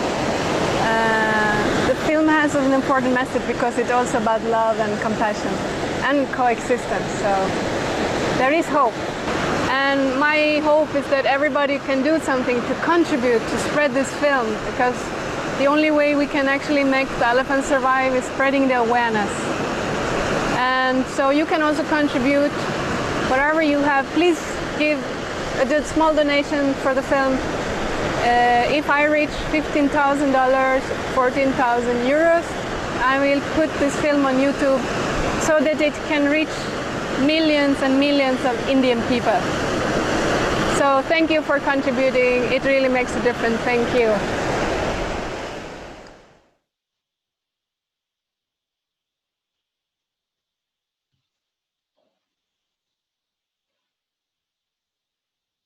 I'd like to thank Claudia for getting the video across from Anna, who has showcased how elephants are essentially everything which are required. I was watching a documentary which is called Blue Earth 2 some time back, which talks about how elephants themselves are regulating the movement within the oceans of water, which further gets spreaded to regions where there is no water, because their movement is so heavy that whatever things come in between, they can break that, and that flow gets created eventually for water to move. So elephants are also recognized as one of the idols on the Muladhara Chakra. If we mention Muladhara Chakra, which is the psychic energy center for the ground. So that relevancy of elephants has been showcased in from times immemorial. Now we have next video which has come from Chingyu community, which talks about death as a ritual. And death has been a topic which has fascinated everyone from times, and something which we have to face, which everyone has faced, which matter faces. The form is going, or the form is transforming, while they say that the spirit stays. So how to essentially live with the spirit and face death is something which we can learn in the next video, which we'll be playing now.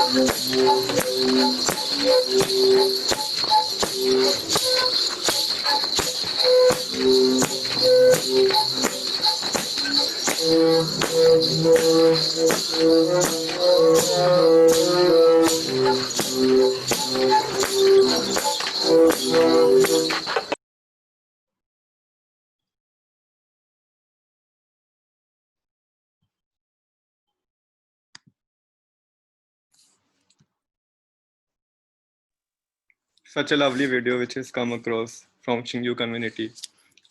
We'd like to take in any comments from two participants.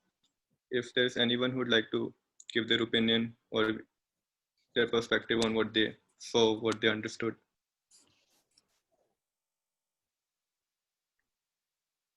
Claudia? I would like to say, yeah, you can see what we're doing is bring about the element what we're speaking, we bring the things who are alive.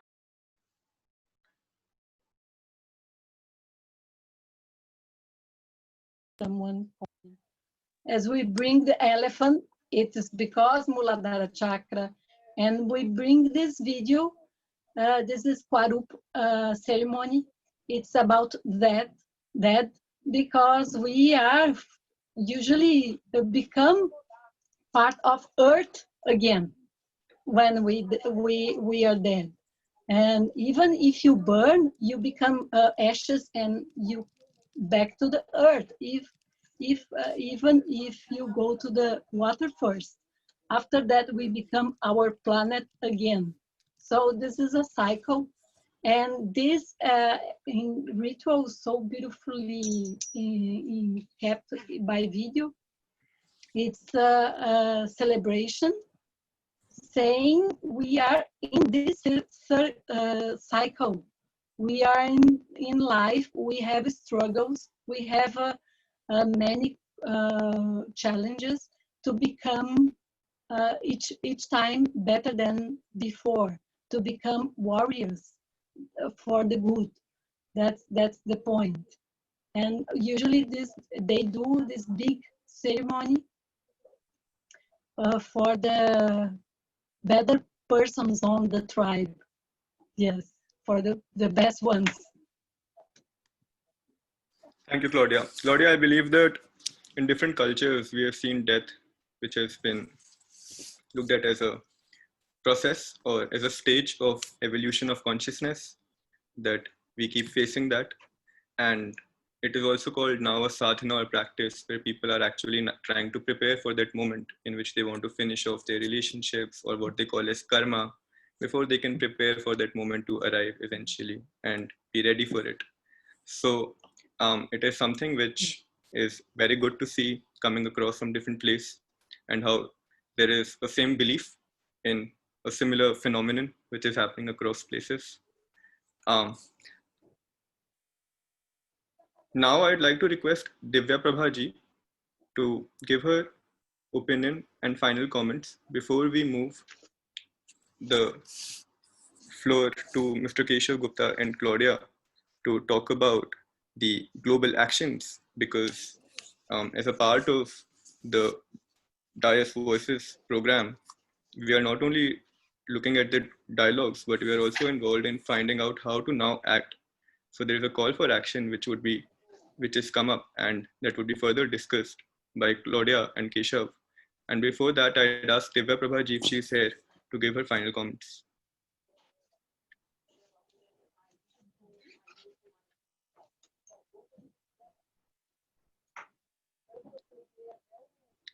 Okay. I think that her internet is not working.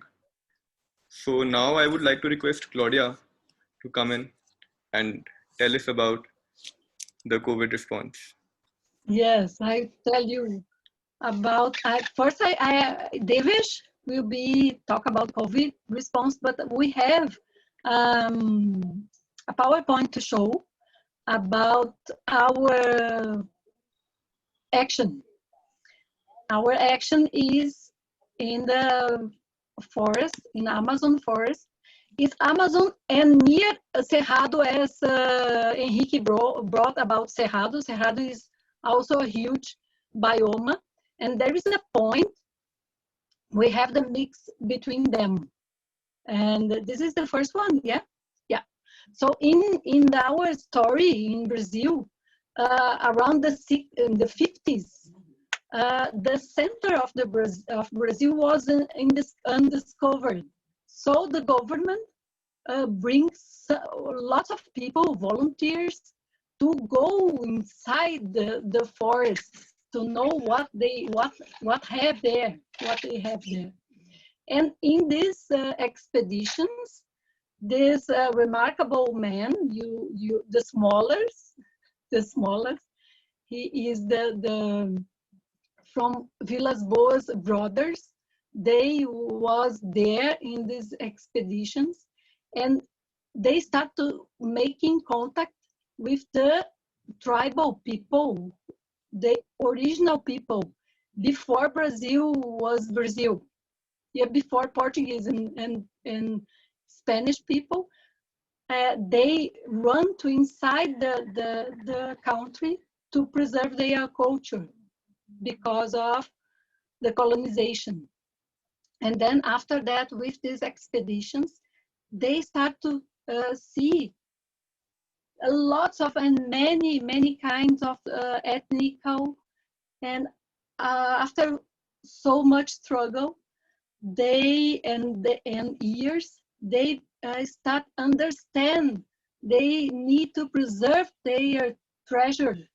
And these brothers and anthropologists also, Darcy Ribeiro, they start planning a park, Xingu Park, for this is the area, the orange one. It's one part of Amazon forest is there mixed with Cerrado. And they really could bring this park as a government official for the indigenous. It's a huge area, more than 6 million in the area. Yeah, huge area. And many tribes live there, different languages and different cultures also. And this is in this river. We can see the next slide. This river, We have a beautiful river there, and it's like a basin, and it's a rich biodiversity with plants and animals and birds. It's endemic, you see only there. And this is the place, it's a mix between Cerrado and Amazon. And now they are really having problems with the fire there. It's also dry season, so it's very difficult to take care. And after that, we have the COVID problems. So the tribes, they are for themselves inside the places, inside their communities, and they have no, they are struggling for the medicine, for the food, and they are trying to build a hospital there, a hospital camp there. This is during their expeditions on the 50, 60 years on. And then this is our intention, because see, these are the deforestation areas. You can see in orange and red is the worst, just to know about, yeah. And have many tribes there, more than 16, and each tribe, each community, it's maybe in the other slide, have around 500 families, each one around that. This is the tribes, see in the top, 16 different ones and different languages, and in the map is where they live. And see, it's a huge place. So we are trying to help at least one of them. And if you have some hospital there, camp, they can at least can take care of themselves. Because our government, they are doing nothing for the indigenous issues, and it was not like that before. It's a part of COVID problems. Before it was less worse than now, and also they have the problem with the fire in the Cerrado and Amazon where they live, in Mato Grosso. Mato Grosso is the name of the. And this cacique, this chief Aritana, he's the oldest, and he just passed away because of the COVID. And with him, we lost also the language and the culture. That's the problem. When the ancients, when the elders died. So that's why we are asking for next action. Our action, global action, is to take care of this indigenous lives, as she asking for help. And this is him when young, with the brothers, Vilas Boas brothers, and he always take care of the political struggles in the capital. They all this chief, Aritana chief, and he's amazing.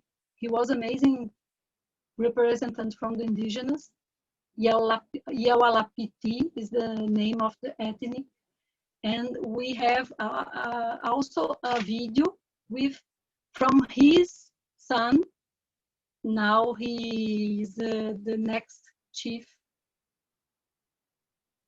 And this is the Kwaru, what you already see the video. You can go. And our movement now is really bring some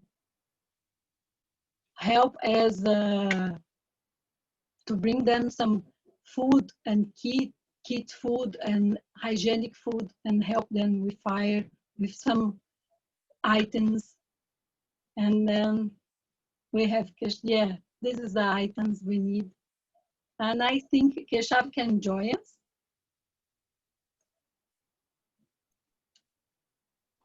Thank Yes, you. this is the list. Okay, you can see. Yeah.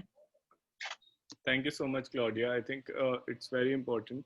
And I think in last few days have been very enlightening in many ways in terms of just what has been going on because we have found our balance. Has everyone else managed to do so or not? So so as somebody from the Global Voices program team, these kind of situations only make us more resolved to extend our support in every way that we can. And partnerships are very important in such a space. So it has to be emphasized that these actions have to be locally understood, locally led, and support that can improve that action is the one that we foresee. So in terms of the COVID response, I want to just highlight a few things about the program from what we are doing. And I will instantly begin with firstly what we want to do for this project itself, and then I will be moving very quickly on to how you can join us. So when we look at this project itself, I was very deeply moved by Claudia's vision once when I heard it about protecting the protectors. And she said, I think that when we protect the people who protect the forests, then they can protect the forests themselves and we can just protect them. So, so for us, this is what we are launching. And Devesh, are you able to see the screen? If you can verify the same to me. Yeah. So herein, it is a COVID response, and I'm also happy to call to your attention the fact that our project has been already taken up by the UN office in the SDG acceleration actions, and this will entail different roles. It could be you could volunteer, you could also do fundraising, you could sensitize more people on the issue so the right stakeholders can actually act. Because as Claudia has mentioned, that it is also a result of the institutions not giving the support which they have to or which they should ideally. So I mean, that's really a very important starting point for us. And I think before I go to the other parts of essentially what we have to do, it will be important, I think, if we hear from the protectors themselves in terms of what they think. So Devesh, if you have a video from Tapi that you can play for us, it will really put this into perspective.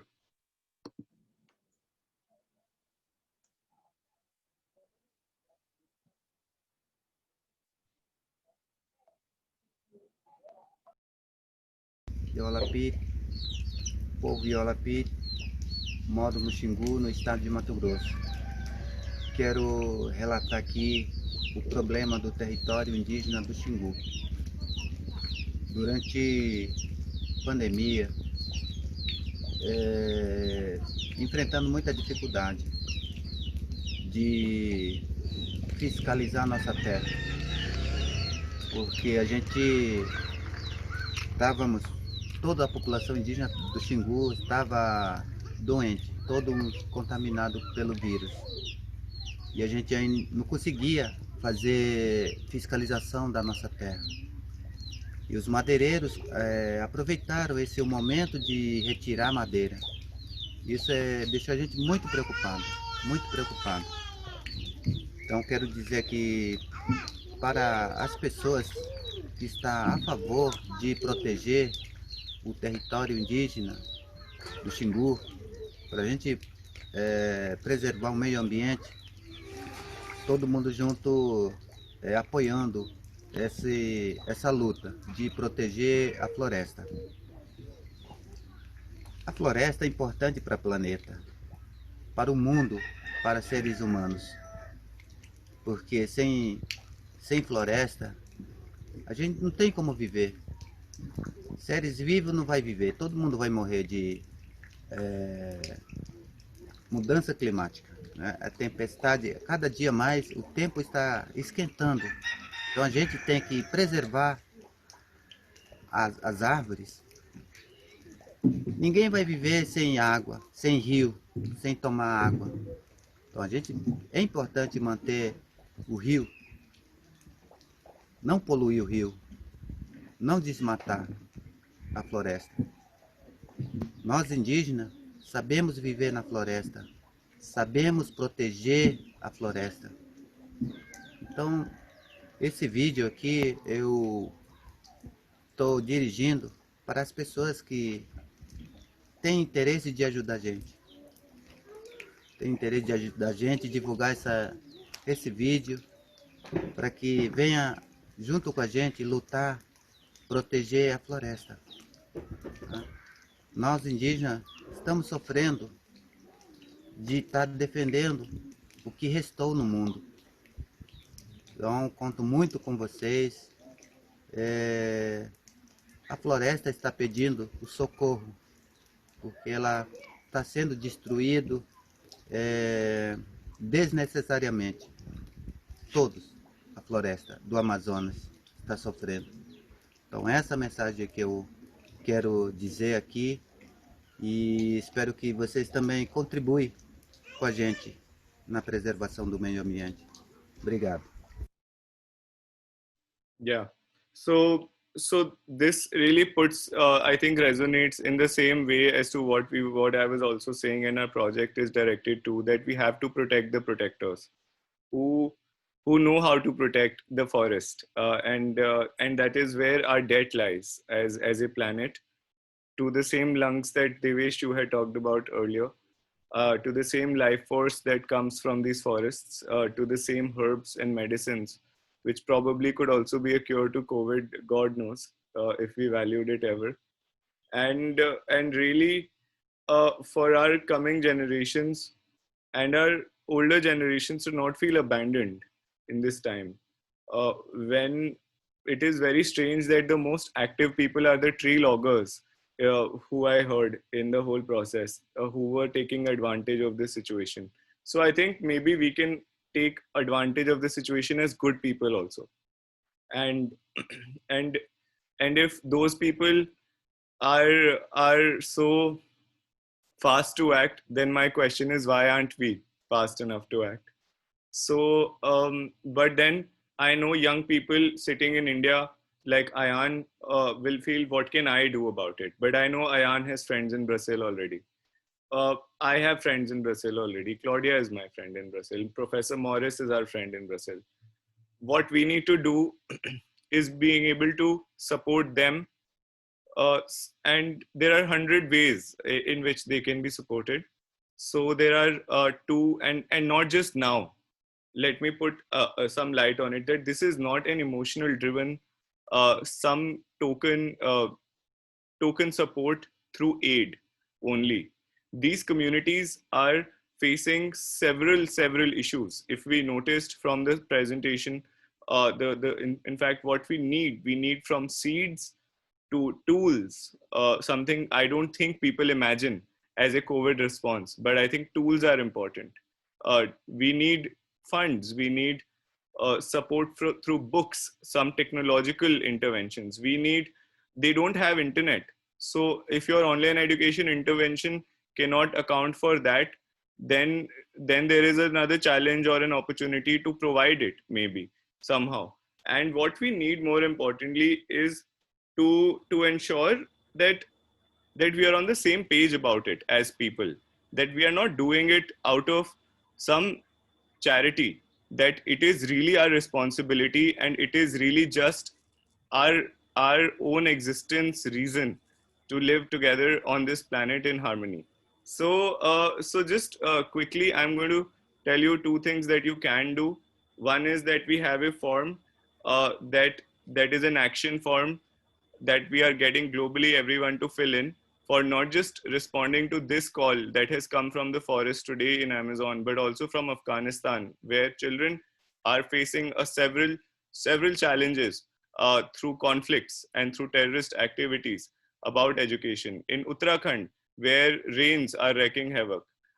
And this pandemic is only going to unfold into several other problems, such as malnutrition, such as hunger, being the most important two issues that I see vulnerable communities are going to face. Medicines, menstrual pads for girls who are not even right now getting COVID masks. So where are we going to achieve all of this from when the government decides to not intervene, where they are able to cut forests down and use their state instruments to essentially use that social contract against the social in the contract, and where the contract takes preference over the social.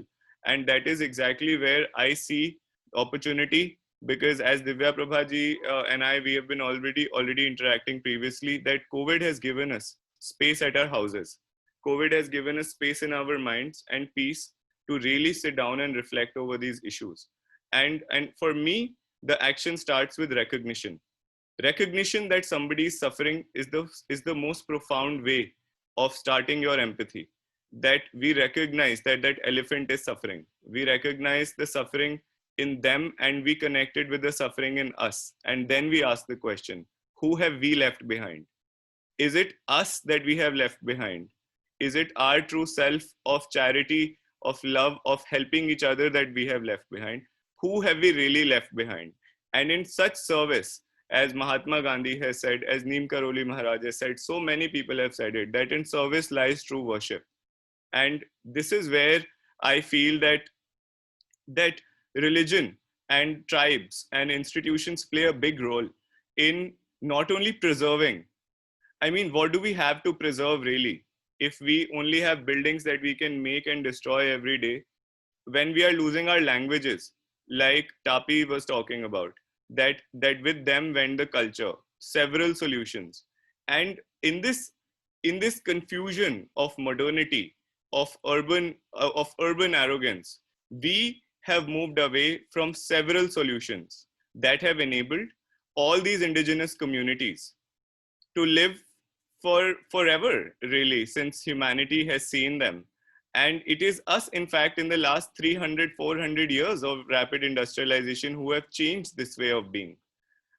So I will not put any religious color or any color on anything, but simply say that going back to our roots is very important. And how do we go back to roots when we don't know where to go? Who to take help from? This is where spirituality, elders, just being with them, knowing what once was, knowing how the same people were living with the same let's say square miles of land around us, which is flat and round, right? And how have they lived together? And I want to just invoke this one word that we use in India, which is called Adivasi, which is now sometimes looked in a derogatory way, sometimes which is essentially meaning tribal population.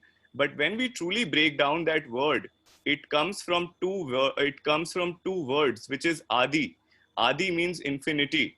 Adi means timelessness. And Vas means living, residence. So when we say Adivasi, the community knows how to live forever with nature in a balance, in a harmony. And what we have called from our modernity perspective is illiterate. And this just takes me back somehow to the whole origin of the concept of the word barbarian, when it emerged in the Roman civilization, where everyone who was not Roman was a barbaric. And that is what this is all about.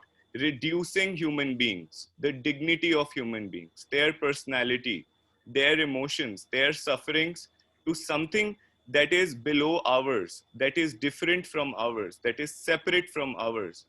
In that recognition that suffering is the same suffering that I feel when I see somebody getting hurt, or my dog gets hurt, or my own father gets hurt, or my own brother feels a pain, is where our freedom will lie moving ahead in this pandemic.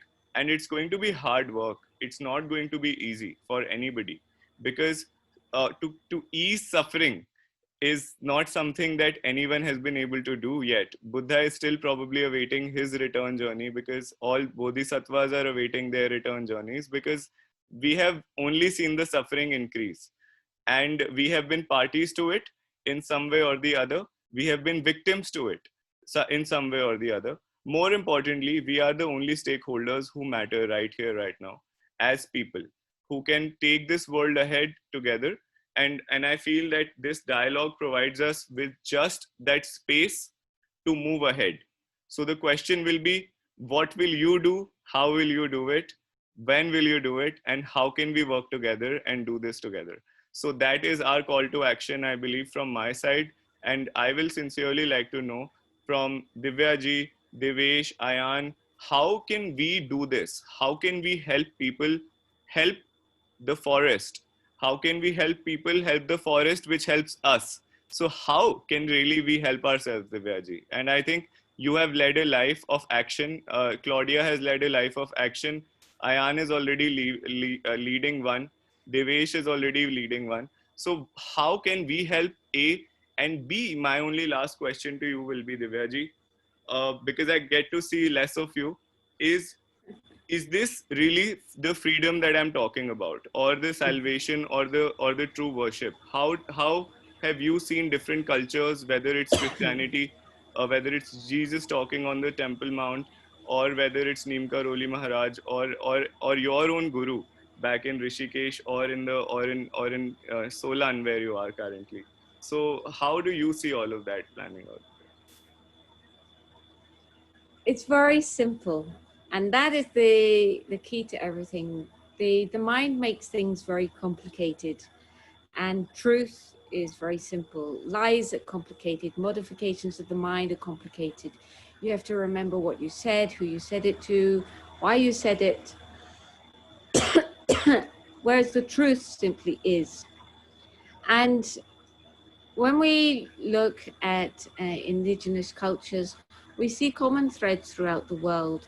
But one thing that is missing in the modern existence is where man's place is in the world. There's a very beautiful Vedic line, Vasudeva Kutumbakam. It's more than just saying that the world is a family. Vasudha, of course, means the whole earth. But Kutumbakam in Sanskrit is referring to, yes, a family, but it's also referring to a very small unit. It's indicating that the earth is a very, very small part of this entire cosmos. And what has happened is the individuality of man, driven by his ego and senses, excuse me, has taken like this leading role on earth, where the ego is expanded beyond the limitations of what is everybody's right. You know, if we just look around the world at land rights and water rights and food rights, we'll see that there's a very uneven distribution of different communities' access to safe drinking water, bathing water, land to live on.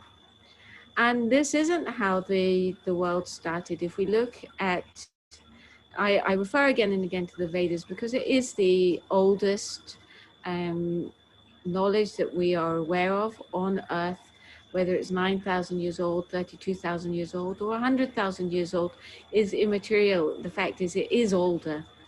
And that was a perfect way of sustainable living. People who, I've had the pleasure of living in an Uttar Pradesh village that, even though it was only 80 kilometers from Varanasi, it was really rooted in simple living, very close to the farmland. Everything revolved around the seasons, the different plants, the different fruits. Mango season, of course, was great excitement for all children. And Moa season was a chance for them to earn some money. So I've seen how people live with the culture in a very simple way. At that time, they were sharing bicycles in the village. When I say bicycles, actually, I saw only one bicycle, and it was shared by multiple families. And that's only in 2006. It's not so long ago. So the ancient culture here and the indigenous cultures around the world, they know how to live in balance with nature. And that's the key, balance. Now, if you don't have your own internal mental balance, there's no way, in the same way, if you don't have peace in yourself, there's no way that you're going to be able to spread peace around you.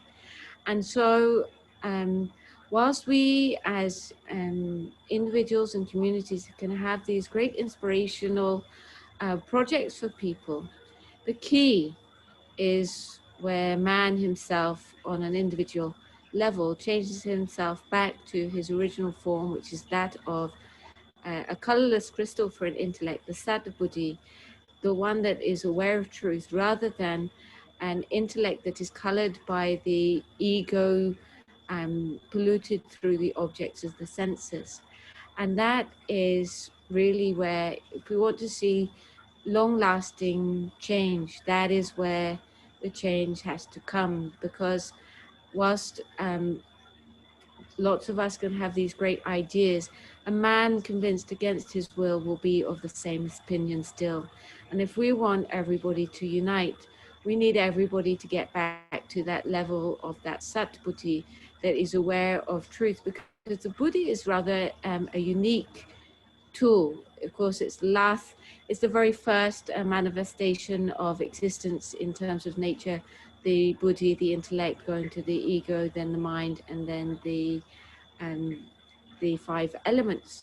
So the Buddhi is such a thing that in man, that it only accepts what it understands to be truth. The problem is that what one man's truth is may be different from the truth due to the coloring of the 3 qualities of nature, the Rajaguna, Tamaguna, and Satguna. And so this is where if we want permanent change, this is where our work lies, where Sadbuddhi becomes the predominant intellect throughout the world, and then we can see large-scale united collaboration for the betterment of all societies. Until then, it's always going to be limited to one up and one down. But to bring that in balance, we have to bring the balance in each individual human being itself. And the nature of nature is that that doesn't happen time throughout the universe. That's, you know, the shriek, the manifestation comes up and it comes down. There's a cycle. But what we can do is expose people to the concepts, inspire people to seek within themselves, because until they've got that, they're not going to be able to do anything for anyone else. And that's why, you know, you have the different stages of Bhutatma, Vijnanatma, Prajnanatma, and then ultimately the Samadhista stage of Prashantatma. But the Bhutatma is just like an animal life. And so it's very important for us to inspire people to rise up out of animal life and to think beyond their limited family and into the community as a whole, which will start taking them into the Vijnanatma and then the greater Prajnanatma, which is really selfless service to society. Does that answer your question, Keshav? I think so. I think it also makes me sort of recollect a certain set of passages, because we talked about death today, you know, in the dialogues about the Tibetan Book of Death, in fact, about the Bardo systems, how your anger is actually, if you die angry, then you are becoming a pig essentially in your next life cycle, is what I had read as one of the things, you know, there. And truly, Divyaji, I think one place where this has to get accessible is to the real destroyers, which is our generation of people who are just mindlessly consuming. And like moving forward, my call to action to you will be to see how we can sensitize more of these people, because more recently, when somebody talks religion, people talk politics, or when somebody talks anything productive about culture, people talk politics. So for me, really, where it lies is to break through the pretense of this generation, which is just creating these loud distractions and thinking that this is not cool. So the only ones who come are the new age people, and then we have all seen our problem with the new age crowd. So they have their own sort of irresponsible consumption and the whole routine. So I think let me take this opportunity also to issue a formal vote of thanks from our side to you, Divya Prabhaji, and Devesh, our moderators. Thank you. To both your institutions and your colleagues, also to Ayan. Besides Ayan, all our esteemed speakers who stayed with us, who were with us today from Bangalore.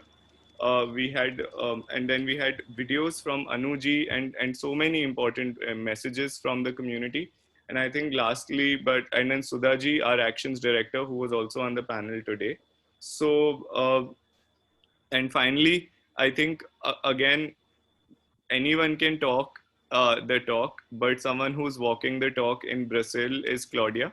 So I think our deepest gratitude to her undying energy through this pandemic time, despite the situation escalating, and the way she has curated the videos, especially besides the speaker panels, it has been very enlightening to me, not just in a substantive way to add ideas, strengthen my resolve, but I also feel that as a methodology, it is very important that that we, instead of looking up for a change, we can look down and inside and look at the real communities which are saying, rather than also thinking about fancy panelists who are really not going to do anything. I'm rather happy in a climate dialogue to hear someone speaking from the forest than an air-conditioned room, like myself also. So having, when I say that to anybody else, the first finger is at me, myself. And I think Claudia has helped us maybe redeem ourselves of that big pap that we would have done had it been just an urban bubble. So I think with Anu, with Claudia, the real profound sacrosanct regions of Himalayas, Amazon have been reflected, which also reflects in our work. So thank you all, and Devesh, Ayan, Claudia, if you want to say anything before we conclude, your very quick remarks will also make our day great. Thank you. Yeah. I'd first like to ask Claudia and Ayan if they want to give their remarks, and then I'll be giving the final 1 minute comment. Claudia. Mike. I forgot. Yeah, I just have thank you, because you know, I'm here. I usually go to Amazon. I usually go to Himalaya, but I always be profound feelings when I saw people from their places, from the deep local people talking, because it's really touch our hearts. And this is, I think personally, this is the way to be in touch with the others, with the urban, because they know touch your heart. That's it. And I want to thank you, Ayan, for this amazing help he usually gave to me these few days, last days. Thank you. And he's a smart and inspired young man. Divya G, I'm looking forward to meet you again. And Devesh and Keshav, have no words for you. Just thank you. Claudia, maybe you'd like to join me at Anu's Forest next year. Oh my God, for sure.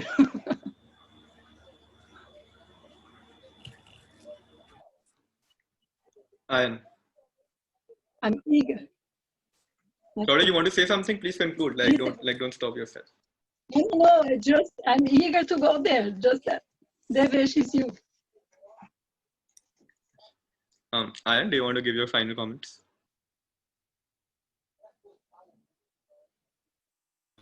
Sorry, did you say me? You can also if you want, but I was No, asking I Ayan, thought. Oh, but- Ayan, yes. But you can, yes. Divyaji, you don't even have to ask these things. You should just unmute and speak. I misheard actually. Ayan, would you like to unmute yourself before you speak, please? Yes, like I really love the dialogue, and especially the thing that now I am able to connect a lot with the elements by running down my memory lanes of walking around the beach, and why I am able to do it now because of all the plastic pollution. So I really feel happy to connect with the earth element now, and really look forward to connect with all the other elements and pass on this feeling in other dialogues. Thank you. Thank you. Thank you, everyone. Thank you, Ayan. I'd just like to take one more minute and then we'd be wrapping up. And I just have to say that, like Keshav had asked about what to do and what actions are to be done. Anything which we are doing, we need to identify the source of why we are doing, like Divya Prabhaji was talking about buddhi, intellect. That the intellect, either when it's bent towards the separative self, the self is always separative. So after a while, we keep separating ourselves from different communities, different natures, and we want to keep satisfying our wants. So idea is that the source is taking this, the action is taking into account everyone and not one individual identity. And that's how even the wants of human beings should be determined. And with that, we'd be having the next set of dialogue, which would be on water and us. And water also represents in a more Mahabhuta language, the want of human beings, which have led to where we are, the situation of the world, because of cause and reaction. So any action which we do would further lead to a reaction. And that's how we are now going to move into the next set of dialogues, which would be on water and us. And that's what I have from here today. And thank you everyone for joining in. 26, on 26, water and us. Perfect. So on 26th September. of this month, we have water and us. Yeah. Live from Brazil. Thank you. Thank you everyone.